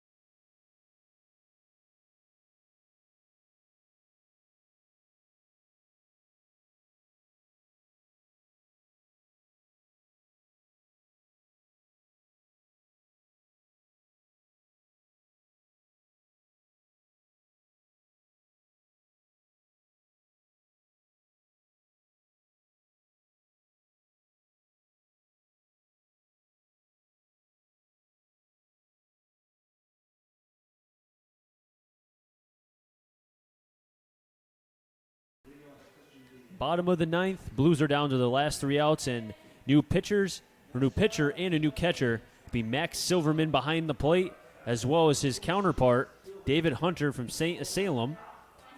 Hunter is a sophomore. He's from Massachusetts. And this right-hander, 6'3", 225, a sophomore, 11.57 ERA, 2 1/3 innings thrown, 3 strikeouts, 4 walks, and 3 hits. Well, all that, you mentioned the 11.57 ERA. It's only 2 1/3 innings pitched. He gave up 3 runs his last outing, June 8th, at North Shore in a 7-12 team loss. He had a no decision in that one, giving up 3 runs on 3 hits, facing 6 hitters. His 2 previous appearances combined, he went for an inning and a third, just 1 unearned run. He did walk 4 with 2 strikeouts over those 2 appearances, but, kind of a skewed ERA early on, not that many innings under his belt. And just 3 runs given up, which isn't horrible, but, in hindsight, not that many innings. That's why the ERA is so inflated. And Hunter will face Beal, Roth, and Lasky. As Beal, who has been swinging in his 2 at-bats today, takes a healthy cut there but fouls it back. Some breaking news from the MLB. Jake Bauers, designated hitter tonight for the Indians, just homered in the 8th inning, completing the cycle. Back-to-back nights, we've had a cycle. Shohei Ohtani last night, and tonight Jake Bauers. 0-1, make it 0-2.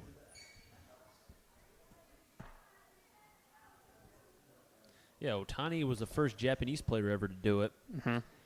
He's very interesting in multiple ways because he can pitch. We've seen it. He can hit. No denying that. But doing both takes so much effort, time, and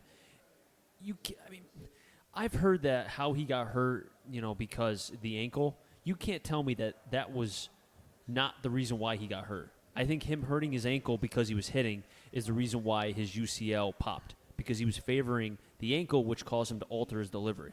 Yeah, I'm thinking he's going to have to choose one or the other sooner or later. And, the Angels need help both in the lineup and on the mound, so it won't be an easy decision by any means. Beal just gets a piece that was hit out of the glove of Silverman. So Beal still 0-2. Nashua 9, Blues 2, 9-8 and 0 for Nashua, 2-7-2 for the Blues. The Blues have made errors in every single game this season. 0-2 to Beal. Swing and a miss, chases the high cheese. Hunter gets his first K today. You said that a lot today. Chasing the high cheese. A lot of high strikeouts on fastballs. Well, if we look at how many times they've struck out today, figured 1, 2, 3, 4, 5, 6, 7 times. Oh, no, correction. I'm looking at the Silver Knights. My bad. 1, 2, 3. Only 3 times. You've said it on both sides, though. 10 Ks combined. A lot more Ks from the Silver Knights. I mean, if you think about it, the Blues came into today only 87 strikeouts as a team. 0-1 to Roth. Sends that one into left. Irvine, near the left field foul line, makes the catch, and the Blues are down to their final out. And that'll bring up Jordan Lasky, the Blues catcher, for his first at-bat. Obviously came into pinch run for Will Reiner, who, again, we hope is okay after being hit in the head by a pitch. Blues down to their final out here. In line for the win is Patrick Harrington. He went 5, just 1 run, 2 walks and a K. And in line for the loss would be Jack Moore. First pitch to Lasky is high, 1-0.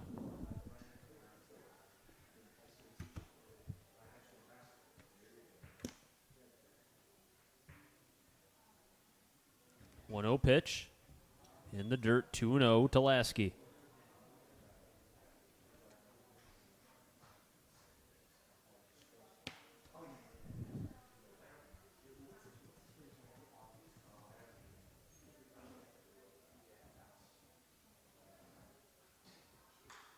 Foul back, 2-1. Now the Blues are off tomorrow, and then they play against the Suns on Sunday. That is a home game right here from historic Muzzy Field. And that is a 6 o'clock start, correct, Chris? It is the first 6 o'clock start we've had this season, and the first time we'll be doing a game on Sunday. 2-1 pitch outside, 3-1. Sunday's Father's Day, great gift. Hey, Dad, let's go out for lunch and then catch a Blues game here at Muzzy. Are you taking me out? I'm not. Not at all. We'll be right here in the booth calling the game for the fans at home. Well, you did say Dad, so. 3-1 pitch, swing and a miss by Lasky. 3-2, the Blues are down to their final strike.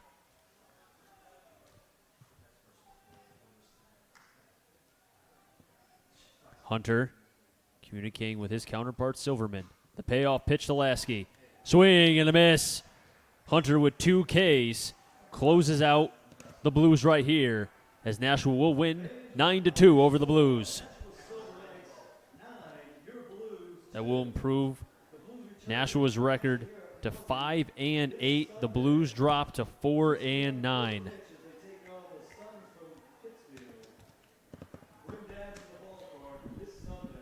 Yep, the 9th loss of the year for the Blues. Jack Moore from the get didn't have his best stuff. Struggled with command early on, especially in the 4th inning, walking 3 straight guys. He gives up 6 runs. The bullpen comes in, does a better job than they have been. Now it's just a matter of getting a good start and good bullpen. The bullpen gave up runs, yes, but if I'm not mistaken, it was just more. I mean, I get it. Shane came in and gave up the 3 inherited, but Shane didn't give up any of his runs earned. He did have a couple walks. Sealhorse didn't give up anything, although, again, we like to, cardiac Kemba. It might be cardiac Sealhorse because he puts guys on but finds a way to get out. Fox had a good inning in 2/3, had a couple Ks. And D. LaBelle had a 1-2-3 inning in the 9th. And for a guy who struggled as much as he has in his 2 appearances against the Rocks, it could be a positive step for him. Yeah, it's a great sign for the Blues. I mean, the Blues losing 9-2 is not a great thing. But there are a few positives to take away. And I think the biggest one could be D. LaBelle. Going 1-2-3 in the 9th. He has the stuff. He had such a great career at Cheshire. Didn't pitch a lot at Army his freshman year, but I think he can really be a solid piece out of this bullpen once he could figure it out and get some confidence back. And I think today could be a start for that, step in the right direction. And, we've mentioned it multiple times. The Blues need to figure out the middle innings of their bullpen, and they hope D. LaBelle can find confidence and find his stuff and be a bridge to the 9th inning with leads. And the Blues will have tomorrow off before they play against the Pittsfield Suns. That'll wrap things up here from Muzzy Field. Our thanks to both Jack and Connor, as well as the rest of the staff that made this broadcast happen. Final score here from Muzzy Field. The Knights defeat the Blues 9-2. Make sure you catch us on Sunday on Father's Day, as the Bristol Blues will take on the Suns, as we've said, at 6 p.m. For Matt Polick, I'm Chris Saunders. So long, everyone.